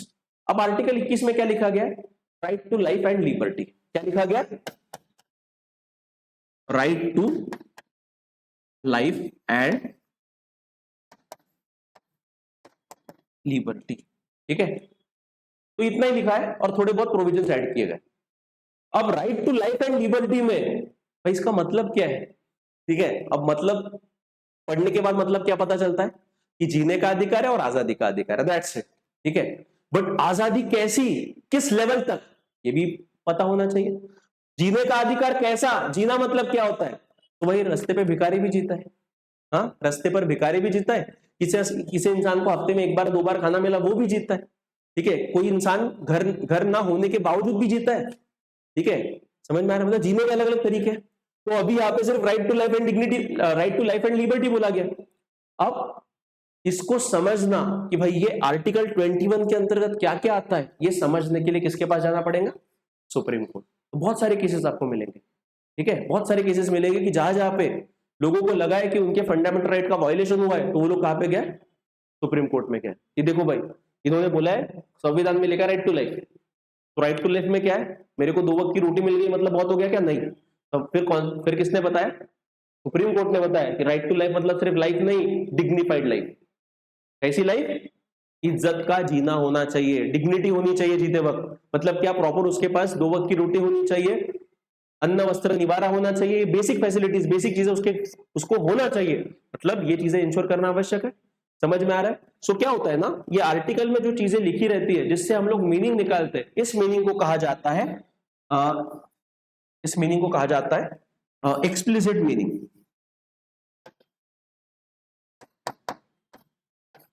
एक्सप्लिसिट मीनिंग मतलब जो लिखा गया है वो समझना डायरेक्ट, और कुछ कुछ चीजें हिडन रहती है, कुछ चीजें हिडन रहती है। जैसे यहाँ पे right to life and liberty लिखा है, राइट टू लाइफ तो है, जीने का अधिकार है, बट कैसा जीना, डिग्निटी के साथ, इज्जत के साथ। किसने बताया, सुप्रीम कोर्ट ने बताया। अब ये कैसे पता चला सुप्रीम कोर्ट को, तो सुप्रीम कोर्ट ने इंटरप्रेट किया। तो इस प्रकार के जो अंदर में छुपे हुए राज रहते हैं इनके, इसको बोला जाता है एक्सप्लिसिट, इम्प्लिसिट थिंग्स, ठीक है। इसको क्या बोला जाता है, इम्प्लिसिट थिंग्स। एक्सप्लिसिट मतलब जो पढ़ने के बाद समझता है वो, इम्प्लिसिट मतलब जो इसके अंदर छुपा हुआ है वो, ठीक है। Is it clear to everyone, समझ में आ रहा है। इम्प्लिसिट मतलब जो इसके अंदर छुपा हुआ है, आर्टिकल के अंदर जो छुपा हुआ है वो, एक्सप्लिसिट मतलब जो पढ़ने के बाद जो समझ में आता है वो, डिफरेंस बिटवीन टू। और ये इम्प्लिसिट, इसका मीनिंग बताने का अधिकार किसको है, सुप्रीम कोर्ट। बहुत सारे केसेस है, बताऊंगा, एक एक केस बताऊंगा। इवन ये right to life and liberty में आपको घूमने का, मतलब इधर उधर जाने का, आने का, सबका अधिकार है, ठीक है। ये मैंने नहीं बताया, किसने बताया, सुप्रीम कोर्ट ने बताया। समझ में आ रहा है, हर चीज इसमें मेंशन की गई। जो जो चीज आपको लगता है कि नहीं भाई right to life and liberty में बहुत सारी चीजें आ सकती है, खाने का अधिकार वो भी इसमें, राइट टू फूड आ सकता है, ठीक है, क्योंकि डिग्निफाइड लाइफ है, इज्जत के साथ जीना है तो खाना तो चाहिए, ठीक है। Is it clear to everyone, समझ में आ रहा है। इवन इसमें जो आपकी एम्प्लॉयमेंट, जहां पे आप जॉब करते हो वहां पे भी एनवायरमेंट अच्छा होना चाहिए, काम करने लायक एनवायरमेंट होना चाहिए, शायद से वो भी इसमें आ सकता है। बहुत सारी चीजें आ सकती है, मतलब इसका मीनिंग इतना वाइड है, देखने के लिए सिर्फ 2 शब्द लगते हैं article 21, but the meaning is quite wide, बहुत बड़ा meaning. Is it clear to everyone, again वो मीनिंग बताने का अधिकार किसका है, तुम्हारा है, मेरा है क्या, नहीं, सुप्रीम कोर्ट। क्यों, क्योंकि सुप्रीम कोर्ट को हम लोग क्या बोलते हैं, final interpreter of the constitution, ठीक है। Is it clear to everyone. So हमको ये भी देखना है। तीसरा, what is the difference between FR and EPS, कि भाई फंडामेंटल राइट और directive principle of state policy, इनके बीच में का फर्क क्या है, हमको ये भी समझना आवश्यक है, ठीक है। फंडामेंटल राइट क्या है बेटा, मूलभूत अधिकार है, कि ऐसे अधिकार कि जो आपसे कोई छीन नहीं सकता है, और अगर इन अधिकारों का आप हनन होता है या फिर आपसे कोई ये अधिकार छीनने की कोशिश करता है, तो आपको ऑप्शन है कि आप डायरेक्टली कहां पे जा सकते हो, सुप्रीम कोर्ट या फिर हाई कोर्ट में जा सकते हो और अपील कर सकते हो। Is it clear to everyone? But directive principle of state policy नाम में ही क्या है, डायरेक्टिव। ये क्या करता है, जो सरकार है, सरकार को डायरेक्शन देता है, एक आगाह कर रहा है कि देखो भाई, सरकार चलाते वक्त इसमें लिखी गई जो चीजें हैं वो आपने इंप्लीमेंट करने की कोशिश करना चाहिए। नहीं किया तो चलेगा, बट कोशिश should be done. You should at least try to implement the provision mentioned in directive principle of state policy। मतलब ये क्या करता है, सरकार को डायरेक्शन देने का काम ये करता है। और ये डीपीएसपी के तहत ही जो अलग अलग योजनाएं आप लोग सुनते हो ना, लाड़की बहन योजना, बेटी बचाओ बेटी पढ़ाओ योजना, ठीक है, एजुकेशन के रिलेटेड बहुत सारी स्कीम्स है, फिर नेशनल फूड सिक्योरिटी एक्ट है, खाने का अधिकार है, वो जो है, ये सारी योजनाएं इसके अंतर्गत है, डीपीएसपी के अंतर्गत। डीपीएसपी से प्रेरणा ली गई है और ये कानून बनाए गए हैं। और डीपीएसपी में साफ तौर से लिखा गया है वेलफेयर स्टेट के समान हमने काम करना चाहिए। कैसे काम करना चाहिए? वेलफेयर स्टेट मतलब कल्याणकारी राज्य। किसका कल्याण करना है बेटा, मेरा या तुम्हारा? सबका, ठीक है, सबका साथ, सबका विकास और सबका विश्वास। ठीक है, समझ में आ रहा है? तो कल्याण किसका होना चाहिए? सारी जनता का होना चाहिए। That is the purpose which is mentioned clearly in, indirectly और directly in DPSP. Is it clear to everyone? So इसका मतलब क्या, यहाँ पे आपको एक फर्क समझ में आ जाता है। एक फर्क, सबसे बड़ा फर्क जो एफआर और डीपीएसपी में का है वो क्या है कि अगर आपके एफआर वायलेट होते हैं तो आप सुप्रीम कोर्ट, हाई कोर्ट में जा सकते हो। बट डीपीएसपी में लिखे गए प्रोविजंस अगर सरकार इंप्लीमेंट करती नहीं है तो क्या आप सुप्रीम कोर्ट में जा सकते हो? क्या नहीं। क्या आप हाई कोर्ट में जा सकते हो? क्या नहीं। ये प्रोविजंस क्यों डाले गए डीपीएसपी में? क्योंकि जब हमारा संविधान बन रहा था उस टाइम पे हमारे पास में उतनी इकोनॉमिक रिसोर्सेज नहीं थे, हमारा देश सदन नहीं था, हमारा देश बहुत गरीब था। तो उस टाइम पे जो संविधान निर्माता थे उनको लगा कि भाई अगर ये भी चीजें हमने इसमें डाल दी तो सरकार को तो करना ही पड़ेगा। बट भाई सरकार को उतनी सारी चीजें करने के लिए पैसा तो चाहिए, रिसोर्सेस चाहिए। क्या जब हमको आजादी मिली तब हमारे पास था क्या? कुछ नहीं था। तो ऐसे कंडीशन में संविधान निर्माताओं को लगा कि जो बहुत ज्यादा इंपॉर्टेंट है वो इसमें डाल दो एफआर के लिए, और जो बाद में कर सकते हैं वो काय में डाल दो? डीपीएसपी में डाल दो। Is it clear to everyone? One of the provision which is mentioned in DPSP, government should try to reduce the inequality। बोला गया सरकार ने इनइक्विलिटी कम करने के लिए कोशिश करना चाहिए। मतलब जो अमीर अमीर बन रहा है, गरीब गरीब बन रहा है, ये नहीं होना चाहिए। ये दूरी कम से कम रहनी चाहिए। देखो कभी भी समाज इक्वल लेवल पे नहीं आ सकता, ये दिमाग में फिट करो। आपको लगता है ना कि नहीं भाई गरीब अमीर सब समान हो जाए, सब इक्वेलिटी आ जाए, इक्वेलिटी इज इम्पॉसिबल। ठीक है, कोई लोग अमीर रहेंगे, कोई लोग गरीब रहेंगा, बट इनमें का जो फासला है वो क्या होना चाहिए? कम होना चाहिए। Is it clear to everyone? समझ में आ रहा है? So that is the provision which is mentioned in DPSP. इसका मतलब ये होता है कि अगर आपके एफआर वायलेट होते हैं, इसका हनन होता है, तो आपको अधिकार है कि आप सीधा कोर्ट जा सकते हो। और यहां पे जा सकते हो क्या? नहीं। The basic difference between these two is कि fundamental rights are justiciable. Fundamental rights are justiciable and DPSPs are non-justiciable। Is it clear to everyone? समझ में आ रहा है? मेजर डिफरेंस है। फिर बाकी का डिफरेंस क्या बाद में बताऊंगा, बट ये सबसे महत्वपूर्ण डिफरेंस है कि फंडामेंटल राइट्स जस्टिसिएबल है और डीपीएसपी ये नॉन जस्टिसिएबल है। मतलब फंडामेंटल राइट्स अगर किसी के वायलेट होते हैं तो आप डायरेक्टली कोर्ट में जा सकते हो, और डीपीएसपी अगर आपके वायलेट होते हैं तो आप कोर्ट में नहीं जा सकते हो। Is it clear to everyone? समझ में आ रहा है? So this is the basic. So these three questions we have to look into this chapter. Is it clear to everyone? समझ में आ रहा है? ठीक है, इसके बाद अब केस स्टडीज है, आपके एनसीईआरटी से ली गई है। ठीक है, वेरी इंपॉर्टेंट केस स्टडीज। एक केस स्टडीज तो रियल केस स्टडी है which was there which occurred in 1982। 1982 में एशियन गेम्स इंडिया में हुए थे, और एशियन गेम्स के पहले आपको पता होगा इंडिया में कॉमनवेल्थ गेम्स हुए थे 2011-12 में। तो जब भी गेम्स ऐसे बड़े लेवल पे आयोजन किया जाता है तो उसके पहले हमको कंस्ट्रक्शन वगैरह करना पड़ता है, बड़े बड़े स्टेडियम्स खड़े करने पड़ते हैं, बहुत सारा तामझाम रहता है। ठीक है, तो ऐसे कंडीशन में इंडिया ने डिसाइड किया था कि 1982 में हम लोग क्या करेंगे, एशियन गेम्स को होस्ट करेंगे। तो इंडिया में होने वाले थे, तो उसके पहले कंस्ट्रक्शन शुरू हुआ, सड़क बनने लगे, हॉस्टल्स बनने लगे, स्टेडियम्स बनने लगे, और इसमें अलग अलग कॉन्ट्रैक्टर्स को कॉन्ट्रैक्ट दिए गए। और ये कॉन्ट्रैक्टर्स ने क्या किया, जो लेबर्स थे वो लेबर्स को इन्होंने हायर किया और काम पे लगवा दिया। अब ये लेबर्स को काम पे तो लगवा दिया, बट जो लेबर्स को इन्होंने काम पे लगवाया था उनको जो प्रिस्क्राइब्ड सैलरी, एक मिनिमम वेज होता है, और सरकार का एक कानून है मिनिमम वेजेस एक्ट, कि उतना वेज उन्होंने देना ही चाहिए, ठीक है। एक जो लेबर है उसको भी एक समाधानकारक इनकम मिले और उसमें वो अपनी रोजी रोटी चला सके, that is the purpose of minimum wages. तो इनको फिर सरकार की एक संस्था को दिखाई गया कि भाई यहाँ पे जो लेबर्स को लगाया गया है काम करने के लिए, उनको जो सैलरी दी जा रही है बहुत ही कम है, और उनको तो बेसिक फैसिलिटीज भी नहीं दिए जा रहे हैं। मतलब जो हेलमेट सेफ्टी मेजर्स होते हैं वो भी कुछ दिए नहीं जा रहे हैं, और बेसिक फैसिलिटीज तो दूर की बात है, और वेजेस तो बहुत कम है। तो ऐसे कंडीशन में वो जो स्पेसिफिक संस्था थी वो कहाँ पे गई? सुप्रीम कोर्ट में। कहाँ पे गई? सुप्रीम कोर्ट में गई, और सुप्रीम कोर्ट में बोला कि देखो भाई ये लोग ऐसे ऐसे पिटीशन दाखिल किया उसने, मतलब केस दाखिल की अगेंस्ट द कॉन्ट्रैक्टर कि देखो भाई सरकार भी ध्यान नहीं दे रही और ये कॉन्ट्रैक्टर भी ध्यान नहीं दे रहा है, आप जल्दी से जल्दी इस पे निर्णय दो, क्योंकि अगर देश के कैपिटल में ऐसे हालात है तो आप दूर दराज का इलाका तो बहुत दूर की बात है, ठीक है। तो फिर उस टाइम पे ये जो केस था ये सुप्रीम कोर्ट ने एंटरटेन किया, और उस वक्त क्या बताया? They argue that employing a person to work for less than they argue that employing a person to work for less than the minimum prescribed wage amounts to beggar or forced labor, ठीक है। मतलब किसी व्यक्ति को काम करवाने लगाना और काम करवाने के लिए जो उसको तनख्वाह मिल रही है वो अगर एक मिनिमम वेजेस से कम आती है वो लिटरली किसके समान है?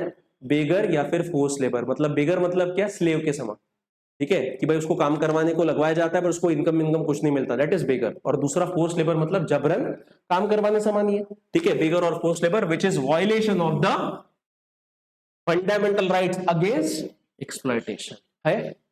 सो हमारे फंडामेंटल राइट में एक राइट है राइट अगेंस्ट एक्सप्लॉयटेशन। कौन सा राइट है? राइट अगेंस्ट एक्सप्लॉयटेशन, ठीक है। और ये राइट अगेंस्ट एक्सप्लॉयटेशन, इसके दो आर्टिकल है, एक आर्टिकल 30, दूसरा आर्टिकल 24, ठीक है।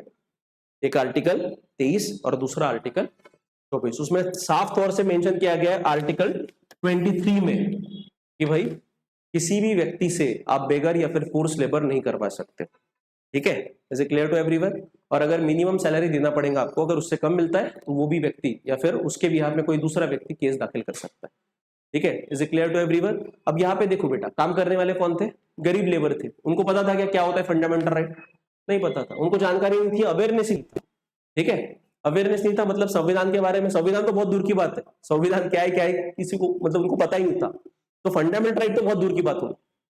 तो ऐसे कंडीशन में एक बात आपको पता चल गई कि किसी भी व्यक्ति के, मान लो आपके घर पे कोई डोमेस्टिक हेल्पर आती है, ठीक है, अगर उसके साथ कुछ कास्ट मतलब कुछ डिस्क्रिमिनेशन वगैरह हुआ है, आपको दिखाई देता है, आपको पता है ये सारी चीजें, पर उसको नहीं समझ में आता है, तो on behalf of her you can file a complaint, you can petition in the supreme court, आप केस दाखिल कर सकते हो।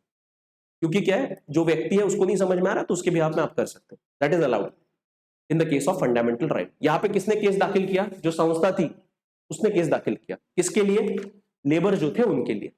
Is it clear to everyone? समझ में आ रहा है? The court accepted this plea and directed the government to ensure that thousand of workers get the prescribed wage for their. Supreme court ने ये केस एंटरटेन किया और उस पर जजमेंट क्या दिया कि सरकार को डायरेक्शंस दिए कि जो भी कॉन्ट्रैक्टर्स आपने एम्प्लॉय किए उनको, जो लेबर वो लोग हायर कर रहे हैं, उनको प्रॉपरली क्या दो? मिनिमम वेजेस दो, और देना ही पड़ेगा, फिर दे दिए। This is the first case study and the real case study, ठीक है। दूसरा ये देखो, अब ये भी case study is related to the violation of fundamental right. इसमें this case study is from Assam. Assam में एक बंदा था मचाल लालूंग करके, इसका एज 23 था, और उस टाइम पे उसको अरेस्ट किया गया था। अरेस्ट किसके लिए किया गया था? उसने किसी भी एक दूसरे व्यक्ति पर अटैक किया था, was charge of causing grievous injuries, ठीक है। दूसरे व्यक्ति पे अटैक किया था, उसके कारण उसको अरेस्ट किया गया था। अब जब अरेस्ट किया, अरेस्ट करने के बाद पता चला कि वो थोड़ा मेंटली डिस्टर्ब है करके, ठीक है। तो मेंटली डिस्टर्ब होने के कारण उसको जुडिशियल कस्टडी में ही था, मतलब अरेस्टेड ही था, बट उसको मेंटल हॉस्पिटल में भेजा गया ट्रीटमेंट के लिए। फिर ट्रीटमेंट वगैरह सब हुआ। ट्रीटमेंट होने के बाद जब हॉस्पिटल ने पुलिस को बताया कि भाई ये बंदा अभी सुधर गया है, आप इसको कोर्ट में पेशी करो इसकी, और इस पर आप कार्रवाई जो है वो आप कार्रवाई पूरी करो, ऐसा डायरेक्शन दिया, तो क्या किया पुलिस ने? कुछ किया नहीं, उसको जेल में सड़ने के लिए छोड़ दिया। जो लोग जिन पर जो लगाए गए आरोप है, वो आरोप प्रूफ करना भी आवश्यक होता है, ठीक है, या प्रूफ करने के लिए कोर्ट में आना आवश्यक होता है, मतलब इसकी पेशी होना आवश्यक है।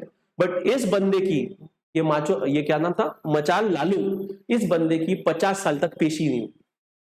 मतलब ऐसे जो लोग हैं जिन पर आरोप तो लगाए जाते हैं बट वो आरोप कभी प्रूफ नहीं होते हैं। प्रूफ क्यों नहीं होते? बिकॉज उनको कभी कोर्ट में आने की संधि नहीं मिलती। ऐसे लोगों को कहा जाता है अंडर ट्रायल्स। क्या कहा जाता है? Under trial. ट्रायल मतलब मुकदमा चल रहा है, और अंडर ट्रायल मतलब जिन पर मुकदमा चल रहा है उनको अंडर ट्रायल कहा जाता है। तो जेल में आपको ज्यादातर लोग, मोर देन 90% ऑफ द लोग जो जेल में आप जब जाते हो ना, more than 90% of the people are under trials. मतलब उन पर लगाए गए मुकदमे चालू ही रहते हैं। ठीक है, तो ये बंदे का केस ऐसा था कि 1967 से 1996 तक जब इसको छोड़ा गया तो डॉक्टर ने बताया कि ये फिट है करके इस पर आप केस दाखिल कर सकते हो या फिर केस की शुरुआत आप कर सकते हो। वो भी नहीं हुआ।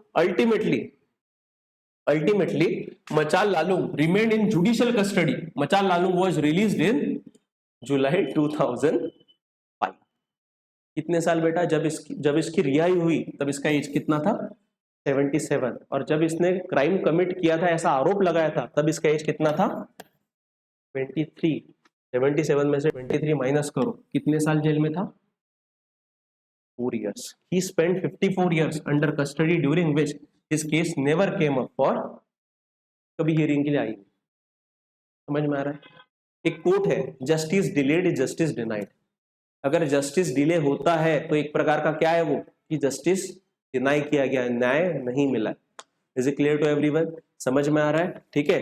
अब he was freed when a team appointed by the National Human Rights Commission intervened after inspection of under trials in the states. राष्ट्रीय मानवाधिकार आयोग की एक तरफ से एक टीम आई, और जब टीम ने देखा कि कितने कितने अंडर ट्रायल्स और कौन कितने सालों से जेल में पड़ा है, तब इसका केस सामने आया और तब डिसीजन दिया गया कि इसको आजाद करो करके। Is it clear to everyone? आप सोचो 54 ईयर्स, पूरी जिंदगी बर्बाद होगी उसकी। ठीक है, ऐसे ही बहुत सारे केसेस है इंडिया में, बहुत सारे केसेस आपको मिलेंगे। Some of the cases, prominent cases recently मिला, जो अपना बॉम्ब ब्लास्ट के रिलेटेड एक बंदा था। ठीक है, 1993 से अरेस्ट किया भाई, 30 साल जेल में था और अभी बेगुनाह करके बाहर निकला। गई ना जिंदगी, गई ना भाई। समझ में आ रहा है? आधी जिंदगी गई उसकी। तो ऐसे कंडीशन में क्या हो रहा है? Justice delayed is justice denied. Is it clear to everyone? ठीक है, समझ में आ रहा है? तो ये बहुत इंपॉर्टेंट है। अब इस केस से कौन सा अधिकारों का हनन हुआ इस बंदे का? राइट टू फ्रीडम, हाँ, right to freedom, right to life and liberty, article 21, right to equality छोड़ो, right to equality, right to freedom, वो भी हो गया। ठीक है, राइट टू फ्री काउंसिल मिलना चाहिए था उसको, वो भी नहीं मिला। ये साला राइट टू लाइफ के अंतर्गत आता है। मतलब इसके अधिक बहुत सारे फंडामेंटल राइट्स जो इसको मिलने चाहिए थे वो इसको नहीं मिले, मतलब इसके अधिकारों का। अगर ये उतना अवेयर रहता तो शायद से ये कोर्ट में जाता। ठीक है, बट गरीब था, अनअवेयर था, इसके शायद से फैमिली वालों को भी पता नहीं होगा कि ये कुछ अधिकार है करके, उसके कारण ये जेल में पड़ा रहा और किसी ने इसकी तरफ ध्यान नहीं दिया। मतलब एक प्रकार से देख सकते हैं तो this is a failure of government machinery है। गवर्नमेंट मशीनरी का फेलियर है ना। अंडर ट्रायल 54 साल तक अंडर ट्रायल रह रहा है, कैसे चलेगा ऐसे? Is it clear to everyone? समझ में आ रहा है? ठीक है, जैसे आपने सनी देओल का डायलॉग सुना होगा, तारीख पे तारीख, तारीख पे तारीख, कॉमन है बेटा, हर जगह पे वही मिलेगा। And Indian courts are famous for that. वो डेट आती है, डेट में दोनों पक्ष रहते हैं, एक पक्ष कोशिश करता है, डेट सामने रखता है, फिर 1 महीने के बाद, 1 साल के बाद डेट जब आती है तो फिर तारीख पे तारीख, तारीख पे तारीख मिलते रहते हैं। समझ में आ रहा है? ऐसे से कैसे केस जल्दी फास्ट ट्रैक होगा, that is very much important. ठीक है, समझ में आ रहा है? तो ये अब इसमें देखो नेशनल ह्यूमन राइट्स कमीशन का जिक्र हुआ, तो नेशनल ह्यूमन राइट्स कमीशन क्या है वो थोड़ा शॉर्ट में देख लो। NHRC is a statutory body. कौन सी बॉडी है ये? Statutory body.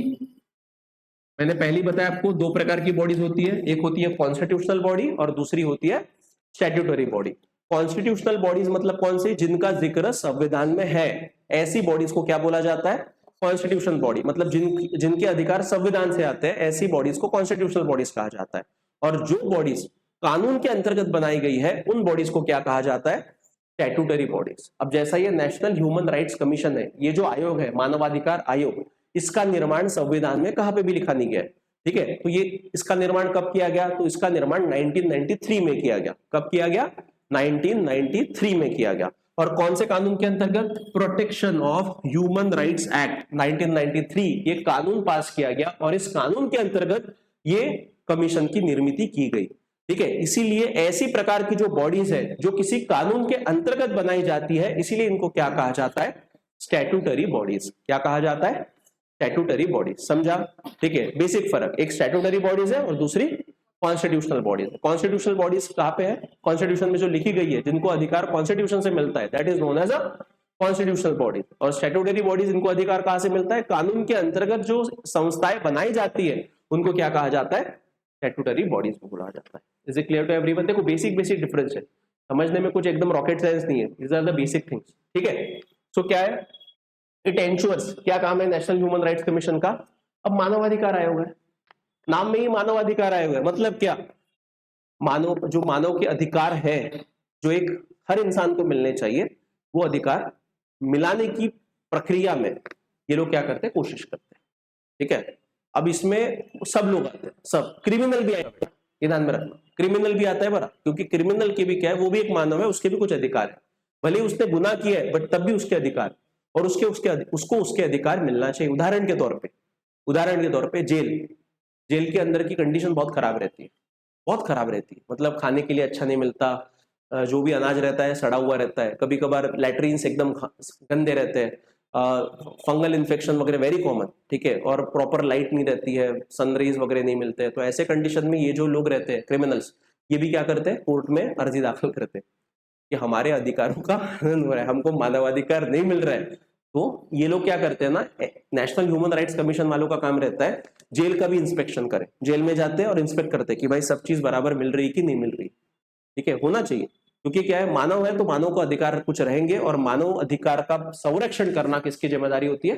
National human rights commission. Is it clear to everyone? It ensures the protection of rights related to life, liberty, equality and dignity of individual. मतलब किसी व्यक्ति के साथ में अगर जाति आधारित भेदभाव भी होता है तो ये उस पर एक्शन ले सकता है। बट हाँ, दूसरी बात है, एक्शन तो ले सकता है बट ये क्या करता है? सुझाव देता है। मतलब this is a recommendatory body. कैसी बॉडी है ये? सुझाव देने वाली संस्था है, ये कार्रवाई नहीं कर सकता। टूथलेस टाइगर बोलते हैं इसको। क्या बोलते हैं? Toothless tiger. टाइगर तो है, दांत ही नहीं है। टाइगर काम का है क्या? नहीं, मतलब टाइगर काट नहीं सकता है, मार नहीं सकता है, इसीलिए इसको टूथलेस टाइगर कहा जाता है कि भाई सिर्फ क्या है, प्रक्रिया दी गई है, इनको कुछ अधिकार नाम मात्र दिए गए, बट ये कार्रवाई करने का अधिकार है क्या? नहीं। तो ये क्या है? रिकमेंडेटरी बॉडी है, सुझाव देती है। किसको सुझाव देती है? सरकार को देंगी, इंस्टीट्यूशंस को देंगी, उनको सुझाव देती है कि आप ऐसा करो। अब सरकार को सुझाव दिया कि भाई इस पर कार्रवाई करो, सरकार करे तो ठीक, नहीं करे तो ऐसा होता है। तो बहुत बार इनके जो रिपोर्ट्स रहते हैं ना, वो कचरे में डाल दिए। That is the big problem with these institutions. ठीक है, सो काम क्या? It ensures the protection of rights related to life, liberty, equality and dignity of individuals. Life, जीने का अधिकार, लिबर्टी, आजादी का अधिकार, इक्वालिटी, समानता का अधिकार, और डिग्निटी मतलब इज्जतदारी से जीने का अधिकार। ठीक है, rights guaranteed by the Indian constitution and international covenants enforceable by Indian courts are protected. कौन से अधिकार? जो हमको हमारे संविधान से मिले हैं, उनका भी संरक्षण करने की जिम्मेदारी इनकी है। और दूसरा, कुछ अधिकार इंटरनेशनल फोरम से मिलते हैं कि जो हमारे देश में लागू किए जाते हैं हमारी संसद की तरफ से, वो भी लागू करने का अधिकार किसको है? National human rights commission. उसके बाद कब नेशनल ह्यूमन राइट्स कमीशन की निर्मित कब हुई? 12 अक्टूबर 1993। किस कानून के अंतर्गत? Protection of human rights act 1993। और इसको बाद में बदलाव भी किया गया इसमें, मतलब नेशनल ह्यूमन राइट्स कमीशन के अधिकारों में भी बदलाव किया गया, amended by the protection of human rights amendment act in 2006, और दूसरा अमेंडमेंट 2019 में किया गया। अमेंडमेंट मतलब क्या होता है? बदलाव, चेंजेस करना। ठीक है, तो इस कानून में चेंजेस किए गए और उसके हिसाब से नेशनल ह्यूमन राइट्स कमीशन के अधिकारों में भी थोड़े बहुत चेंजेस किए हैं। Establish in conformity with the Paris principle adopted for promoting and protecting human rights. International level पे एक समिट हुआ था पेरिस में, जिसके तहत मानवाधिकार क्या है इसकी डेफिनेशन की गई थी, और उसके अंतर्गत ही हमने क्या किया है? पेरिस प्रिंसिपल के अंतर्गत ही नेशनल ह्यूमन राइट्स कमीशन का निर्मित भारत ने किया है। ठीक है, अब इसके क्या फंक्शंस है? तो देखो, पहला फंक्शन है possesses powers of a civil court with judicial custody। कौन सा कोर्ट का अधिकार है इसके पास? Civil court. अब ये सिविल कोर्ट क्या करता है ना, एविडेंसेस मांगने का अधिकार इसका है। जो भी मान लो उधर मेरे पे कुछ अत्याचार होता है और मैं इनके पास जाता हूँ नेशनल ह्यूमन राइट्स कमीशन के पास, और उनको दिखाई देता है कि नहीं भाई इस पे सच में अत्याचार हुआ है, तो जो भी अत्याचार करने वाले उनकी पेशी वगैरह करना, मतलब उनको इनके सामने जवाब देना पड़ेगा वगैरह, जो कोर्ट का पूरा एक स्ट्रक्चर होता है वैसे ये लोग कर सकते हैं, ठीक है, बट फाइनल पनिशमेंट नहीं दे सकते, पहली बात, ठीक है। दूसरी बात, जुडिशियल प्रोसीडिंग्स मतलब जैसा जजेस में होता है, जैसा कोर्ट में होता है, उसी तरीके के अधिकार इनको है, but again they can not pronounce the final verdict. ये सिर्फ क्या कर सकते हैं, पेशी वगैरह जो होता है कि भाई जो जिस पर आरोप लगाए गए उसको जवाब देना पड़ता है इनके सामने वगैरह, सारी चीज इनके सामने होती है, ठीक है। तो ये सब इनके अधिकार है, बट फाइनल वर्डिक्ट देने का अधिकार इनके पास नहीं है। मतलब ये कोर्ट के समान काम करते हैं, बट एक्चुअल कोर्ट है क्या, नहीं, ठीक है। दूसरा, empowered to utilise the services of central और स्टेट गवर्नमेंट ऑफिसर्स और investigation agencies for investigating human rights violation. मतलब अगर इनको दिखाई देता है कि सच में भाई मानवाधिकारों का हनन हुआ है और बहुत बड़े पैमाने पर हुआ है, तो ऐसे कंडीशन में जिस राज्य में हुआ है उस राज्य सरकार की पुलिस फोर्सेस को भी ये इस्तेमाल कर सकता है, फिर सेंट्रल जो एजेंसीज रहती है उनको भी काम पे लगा सकते हैं, ठीक है। Can investigate matters with in 1 year of their occurrence. क्या है सबसे बड़ा इशू, कि कौन से प्रकरण ये लोग इन्वेस्टिगेट करते हैं, पिछले 1 साल में हुए प्रकरण ही ये क्या कर सकते हैं, इन्वेस्टिगेट कर सकते हैं, तो उसके पहले के प्रकरण नहीं कर सकते। Functions are primarily recommendatory in nature, अभी मैंने बताया कैसा है इसका नेचर, कैसा है, रिकमेंड करना, ठीक है। किसने गलत किया तो बताएंगे हाँ गलत किया है, और बोलेंगे सरकार को आप कार्रवाई करो, कार्रवाई करे ना करे उनकी बात है, समझ में आ रहा है। तो इसीलिए इसको क्या कहा जाता है, टूथलेस टाइगर, ठीक है। मतलब अधिकार है, बट कैसे अधिकार है, टूथलेस। तो वही शेर को अगर दांत ही नहीं है तो कोई डरेगा क्या, नहीं डरेंगे, सेम है। तो ये पैसा काम करता है। Yes yes yes, no no, हाँ quasi judicial, yes this quasi judicial. अभी बाकी को बता नहीं तो बाद में बताऊं क्वासी जुडिशियल क्या। क्वासी जुडिशियल मतलब kind of an judicial, judiciary के कुछ अधिकार है बट एग्जैक्ट जज नहीं है, कोर्ट का पूरा पावर नहीं रहता है इनके पास, ठीक है। क्योंकि कोर्ट का मेन काम क्या है, वर्डिक्ट देना, मतलब कौन गिल्टी है कौन नॉन गिल्टी है वो प्रोनाउंस करना, तो वर्डिक्ट देने का अधिकार इनके पास नहीं रहता है, ठीक है। बट बाकी जो कोर्ट में चलता है वैसा पूरा होता है, ड्रामा पूरा होता है, फाइनल डिसीजन नहीं होता है। Is it clear to everyone, समझ में आ रहा है, ठीक है। सो दैट इज, उसके बाद अब एनालिसिस करते हैं बेटा। 2 केस स्टडीज हो गए, एक केस स्टडीज किसका, लेबर का देखा हमने एशियन गेम्स, और दूसरा केस स्टडीज आसाम के बंदे का देखा, ठीक है। ऑनलाइन में सबको समझ रहा है ना, किसी को नहीं समझा आप चैट सेक्शन में पूछ सकते हो, ठीक है। तो अब ये 2 केस स्टडीज से हमको क्या पता चलता है, कि दोनों भी केस स्टडीज में फंडामेंटल राइट का वायलेशन हुआ है। पहले केस स्टडीज में क्या देखा, उसका एक्सप्लॉयटेशन हो रहा था लेबर्स का, ठीक है, और exploitation right against exploitation is mention under fundamental right, ठीक है, वो चीज। और दूसरे इसमें क्या देखा, दूसरे इसमें भाई उसको ट्रायल ही नहीं मिला, 50 साल से ज्यादा तक वो जेल में ही पड़ा रहा। मतलब क्या, कि भाई उसके भी अधिकारों का हनन हुआ है, फंडामेंटल राइट टू फ्रीडम, ठीक है, राइट टू फेयर ट्रायल, ये आता है आर्टिकल 21 के अंतर्गत, राइट टू फेयर ट्रायल भी आता है, कि बस उसको ट्रायल मिलना चाहिए, वो गिल्टी है नॉन गिल्टी है वो तो पता चले, ठीक है। तो ऐसे कंडीशन में आपने उसको 50 साल से ज्यादा तक जेल में रख रहे हो, भाई उसका केस तो सामने आना चाहिए था, बट वो भी नहीं आया। मतलब क्या, एक प्रकार से उसके साथ जाती हुई है, अत्याचार हुआ है, अन्याय हुआ है, बराबर है, justice delayed is justice denied. तो ऐसे कंडीशन में वही है, मतलब क्या है, दोनों भी केसेस में हमको एक कॉमनलिटी जो मिलती है वो क्या है, कि violation of fundamental rights are visible clearly, ठीक है। तो वही है, the constitutional guarantee of the right against exploitation ensured justice to these workers in the first case, and second case Machal's entire life was wasted because a proper trial against him never took place. That is in second case. Our constitution gives every citizen the right to life and liberty. This means that every citizen must also have the right to fair and speedy trial.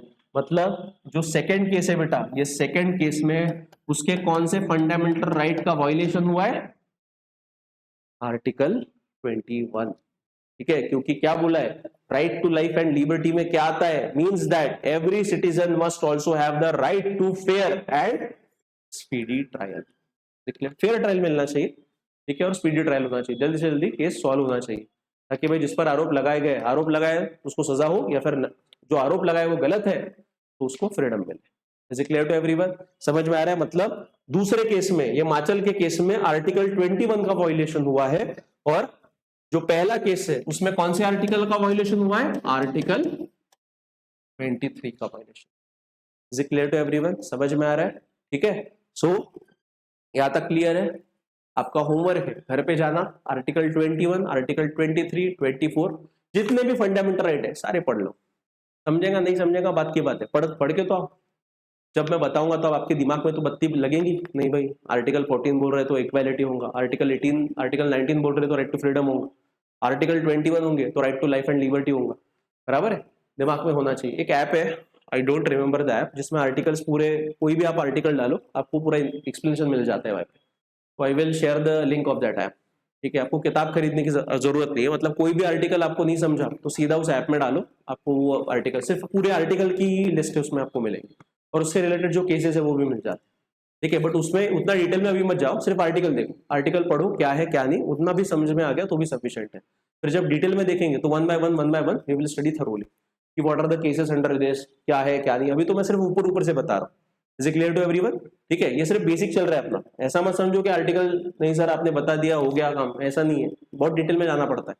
कौन से cases आ गए, क्या आ गए, कैसे आ गए, 2-3 cases पता होना चाहिए हर चीज के लिए, बट ज्यादा एकदम ही डिटेल में जाके कुछ मतलब नहीं है। आपको एक्सपर्ट बनना है क्या है, लीगल पंडित बनना है क्या? नहीं, अपने वो क्या है, एग्जाम निकालनी, एग्जाम निकालने के लिए जो चाहिए वो लो और निकलो। समझ में आ रहा है? तो जितना काम का है उतना लो और बाकी अपनी नैया आगे बढ़ा। समझ में आ रहा है? Is it clear to everyone? So this and Machal case shows that what happens when right guaranteed by the constitution are not available in practice। वही है। अब ये दोनों चीजों को थोड़ा इस पर और विचार करो, और ये दो क्वेश्चन आपको मैं मेरी तरफ से पूछ रहा हूं। पहला क्वेश्चन है, what if those working with the construction contractor were engineers, और दूसरा सवाल है, what if Machal was rich and powerful man. पहला केस पहले डिस्कस करते हैं, क्या लगता है आपको? ऑनलाइन में आप भी बता सकते हो बेटा चैट सेक्शन में। अगर मान लो जो एशियन गेम्स का सिनेरियो मैंने आपको बताया है, एशियन गेम्स में जो कॉन्ट्रैक्टर था, वो कॉन्ट्रैक्टर क्या कर रहा था? लेबर्स को हायर कर रहा था, और बेचारे लेबर्स ना समझ थे, अनएजुकेटेड थे, ना समझ छोड़ो अनएजुकेटेड थे, जिनको अपने अधिकारों के बारे में कुछ पता ही नहीं था। तो उनके अधिकारों का हनन हो रहा था, violation of fundamental rights was happening, क्योंकि उनका एक प्रकार की एक्सप्लॉयटेशन हो रहा था। और हमारे कॉन्स्टिट्यूशन में मूलभूत अधिकारों में लिखा गया है कि right against exploitation is there. ठीक है, बट अगर मान लो वो कंस्ट्रक्शन जो कॉन्ट्रैक्टर है, वो कॉन्ट्रैक्टर में अगर यही वो चीज, मतलब वेजेस कम देने का बात वो किसके साथ करता?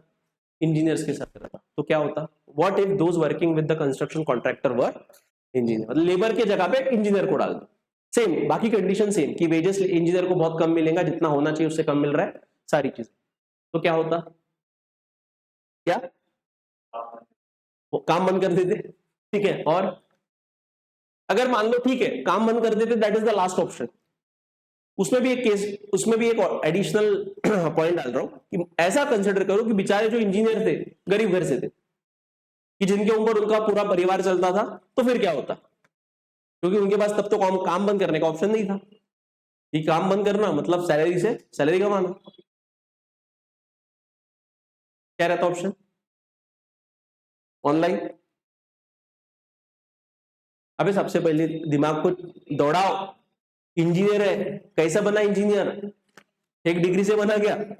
पढ़ लिख के बना ना, तो पढ़ लिख का मतलब उसको पता है उतना कि भाई मिनिमम सैलरी होनी चाहिए।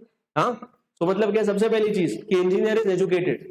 ठीक है, so when engineer is educated means he is aware about it rights. Yes, there is high probability that he may be aware about it rights. ठीक है, उसको कॉन्स्टिट्यूशनल भाषा नहीं पता होगी, उसको फंडामेंटल राइट नहीं पता होगा, बट उसको इतना तो पता है कि भाई इतना सैलरी, मिनिमम सैलरी मिलना चाहिए। ठीक है, अब वो इंजीनियर, आप ऐसा बोलो सर इंजीनियर को पता नहीं रहता, फिर वो बेवकूफ है। ठीक है, उसको इंजीनियर बना तो उसको उतना तो पता होना चाहिए कि there is one law with the name of minimum wages act, कि उसके तहत मुझे इतना सैलरी मिलना आवश्यक है।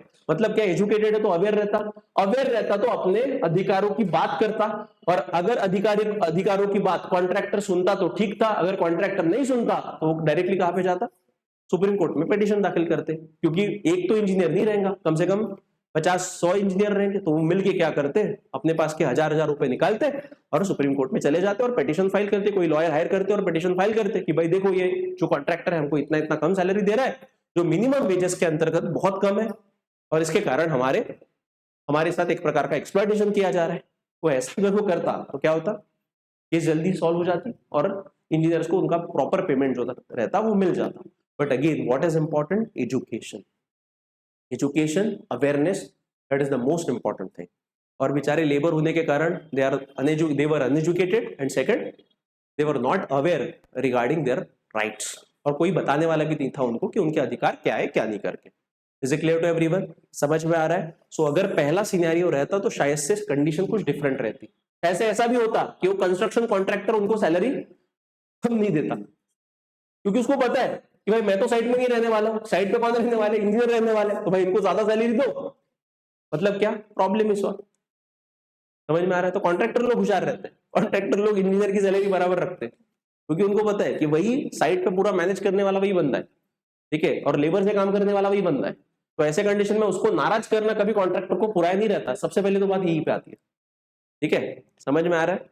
तो जनरली इससे हमको क्या पता चलता है कि फंडामेंटल राइट वायलेट किसके होते हैं, गरीबों के। समझ में? गरीब अनएजुकेटेड आदमी ज्यादातर फंडामेंटल राइट का वायलेशन उनके साथ ही होता है। Is it clear to everyone? समझ में आ रहा है? ठीक है, दूसरा केस देखो, what if Machal, second case, Assam का जो बंदा है जो 50 साल से जेल में था, what if Machal was rich and powerful man. अगर वो रिच और पावरफुल मैन रहता तो क्या होता बेटा? हाँ, तो सबसे पहले तो वो कुछ ना कुछ पैसे खिला के वो जेल में जाता ही नहीं। हाँ, पहली तो बात मतलब आप ही करती। अगर मान लो जेल में उसको ले भी जाते थे तो क्या होता, अपनी केस कैसे लानी है सामने, उसके लिए जजेस को वगैरह पैसे खिला के कैसे तो भी वो करके मतलब करप्शन करता और करप्शन से अपनी केस रफा दफा करके इधर उधर से छूट जाता। ठीक है, if he would have been the rich and powerful man. है मतलब एक सेकंड चीज हमको क्या पता चलती है कि जो अमीर है, पावरफुल है, वो क्या करते हैं, they might try to influence the judicial proceedings, they might try to influence the criminal justice system. आपका होमवर्क है, लिखो what is criminal justice system, what is criminal justice system.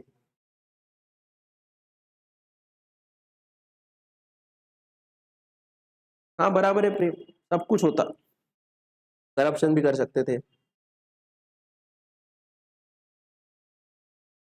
ऐसा भी होता कि इंजीनियर लॉबी करते, 100 इंजीनियर साथ में आ जाते और कॉन्ट्रैक्टर कोई बोलते, देख केस दाखिल कर रहे हैं, हम हमारे साथ सेटलमेंट कर रहे हैं, जो भी दिया है हम लोग यहाँ पे देते हैं, बाकी सैलरी हमारा रेगुलर कर। But generally contractors are very adamant, नहीं करते सेटल बिटल, उनको पता रहता है कैसे लाइन पे लाना है। तो ये क्या इनके, क्योंकि उनके political bosses are there behind them, तो first of all you should try to consider the whole scenario, क्योंकि उनको कॉन्ट्रैक्ट देने वाला कौन है, लीडर है। और अभी मैंने बताया क्रोनी कैपिटलिज्म बेटा बहुत रैम्पेंट है इंडिया में, रैम्पेंट है। क्या हो रहा है, अदानी अंबानी गवर्नमेंट के साथ, कोई भी गवर्नमेंट हो, मैं किसी पे एलिगेशन नहीं लगा रहा हूँ कि नहीं भाई बीजेपी ऐसी है, सब तो ऐसे, सबको पता है। हाँ सरकार को खुश रखना है रे भाई, सरकार को खुश रखना है, तभी जाके हमको क्या मिलेगा, कॉन्ट्रैक्ट मिलेगा, सिंपल सी बात है। ठीक है, सो आजकल क्या हो रहा है, कोई भी आता है कॉन्ट्रैक्टर बन जाता है, हाँ उसको पता है मेरे पापा की पहचान है, मिल तो जाएगी 2-3। प्रॉब्लम ये है, this is not a business, first of all this is not a business, this is not a entrepreneurship. Entrepreneurship is completely different. You try something innovative, you try something new, that is innovation, that is entrepreneurship. So entrepreneurship is completely different from whatever they are doing. Try to understand these two differences. ठीक है, हाँ Elon Musk को आप बोल सकते हो, जब उसने बनाया ना तब, अभी नहीं बोल सकते। अभी क्या कर रहे हैं, अभी वो सरकार में आ गया था, बेवकूफ इंसान।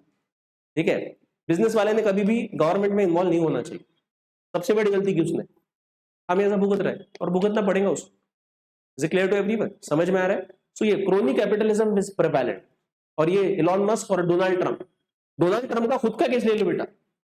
मतलब देखो अमेरिका खुद को सबसे पावरफुल देश समझता है, बट सबसे बड़ी गलती अमेरिका में हो रही है। एक साइड में अमेरिका डोनाल्ड ट्रंप एम्पायर, बहुत बड़ा एम्पायर है, बहुत बड़ा बिजनेसमैन है, उसके ऑलरेडी प्रोग्राम प्रोजेक्ट सब चल रहे हैं, और दूसरे साइड में वही बंदा काय पे बैठा है, प्रेसिडेंट बन के बैठा है। क्या हो रहा है, मान लो कोई बिजनेस डील हो गई, क्या करेगा वो? अपने कंपनी को ही सामने करेगा, और वैसा ही कर रहा है।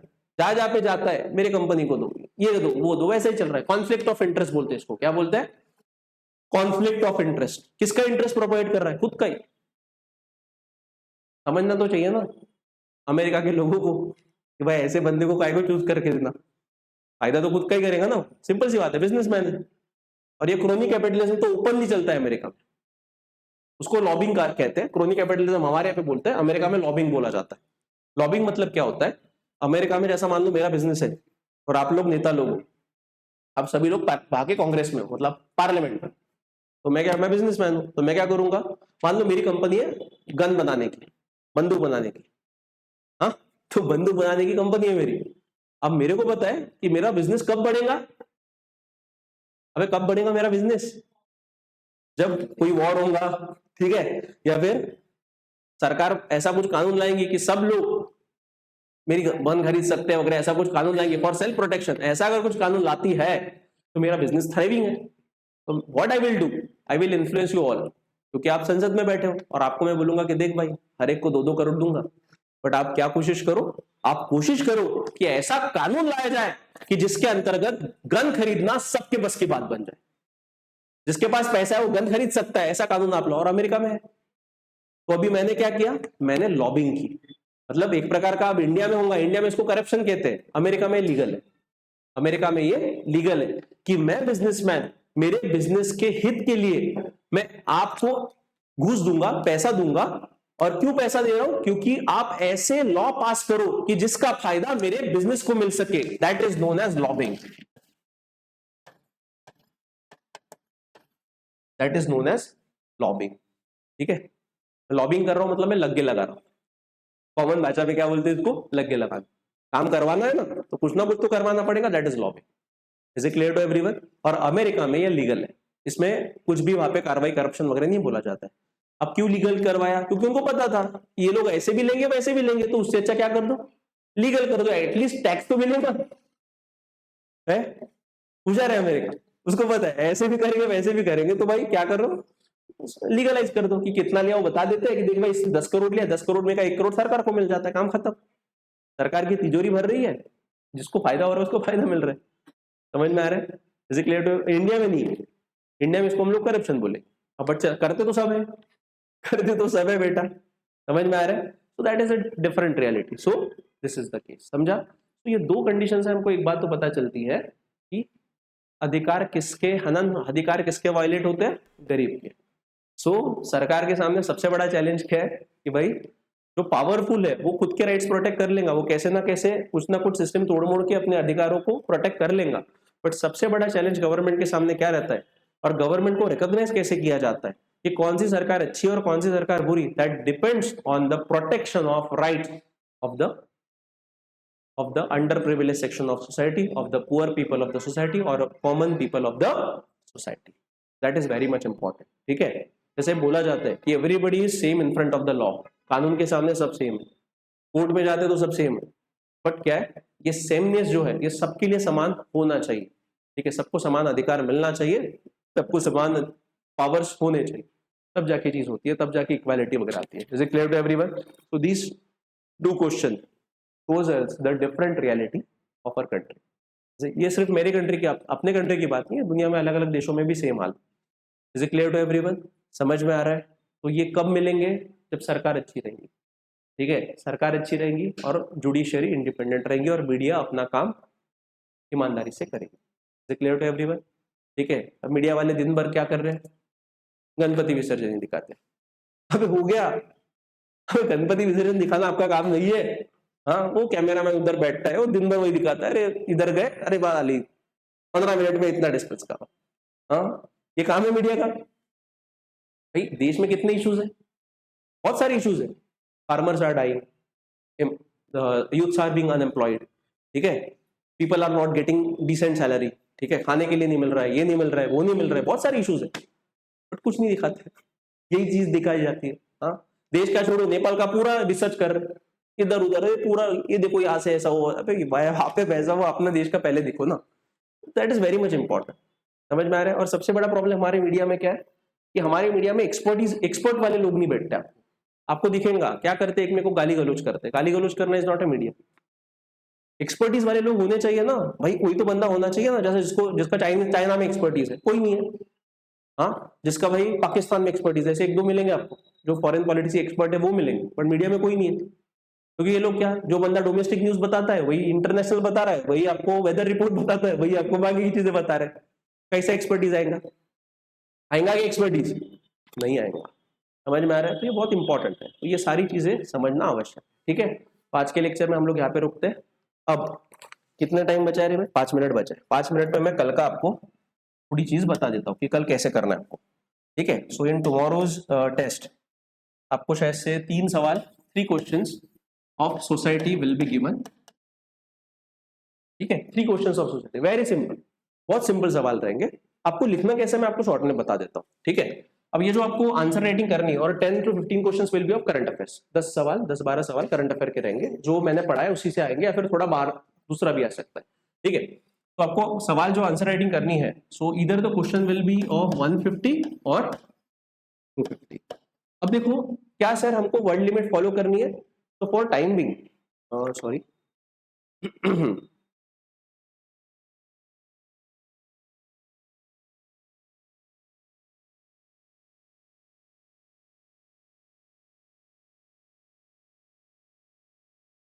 एक मिनट। हाँ, सो जो 3 सवाल आपको आएंगे वो कौन से इससे आ रहे हैं? सोसाइटी से। तो आपको पहली बार आपका पहला ये आंसर राइटिंग का चांस रहेगा, so you don't have to follow the word limit. आपको वर्ड लिमिट फॉलो नहीं करनी है, क्योंकि क्या है ना, एकदम आप उस पे जाओगे तो आपको नहीं समझेगा। तो आपको जो आंसर लिखना है उसमें 3 स्टेजेस, जो बेसिकली आंसर का स्ट्रक्चर होता है, उसमें 3 चीजें इंपॉर्टेंट होती है। First is introduction. हाँ, इंट्रोडक्शन होना चाहिए 3 से 4 लाइन का, थोड़ा बड़ा तो भी चलेगा, 4-5-5-6 लाइन का। दूसरा, इंट्रोडक्शन के बाद आती है मेन बॉडी। मेन बॉडी का मतलब होता है जो आपको एक्चुअली सवाल में पूछा गया उसको लिखना। ठीक है, ये मेन बॉडी आपका फिर मतलब मेजर पोर्शन तो मेन बॉडी का रहेगा। ठीक है, उसके बाद एंडिंग करते वक्त आपको क्या करना है? कंक्लूजन लिखना है, कि क्या आपने वो सवाल जो लिखा है उसको आपको कंक्लूड करना है। ये कंक्लूजन भी रहेगा अगेन इन 3 to 4 लाइन्स। ठीक है, is it clear to everyone? अब देखो, जब सवाल सिंपल रहेंगे, सवाल का इंट्रोडक्शन कर देना। इंट्रोडक्शन कैसे करना? तो जो चीज के बारे में आपको पूछा है उसको डिफाइन करो। जैसा मान लो आपको सेक्स रेशो के बारे में पूछा है, तो इंट्रोडक्शन करते वक्त सेक्स रेशो क्या है उसको पहले डिफाइन कर देना। या फिर आपके पास कुछ डेटा है, मतलब आपको पता है कि भारत का सेक्स रेशो इतना है, या फिर जो भी टॉपिक पे सवाल पूछा है उसका कुछ इंफॉर्मेशन, कुछ फैक्ट्स अगर आपके पास है, तो आप कहाँ पे लिख सकते हो? इंट्रोडक्शन या फिर कंक्लूजन, दोनों में कहाँ पे भी लिख सकते हो।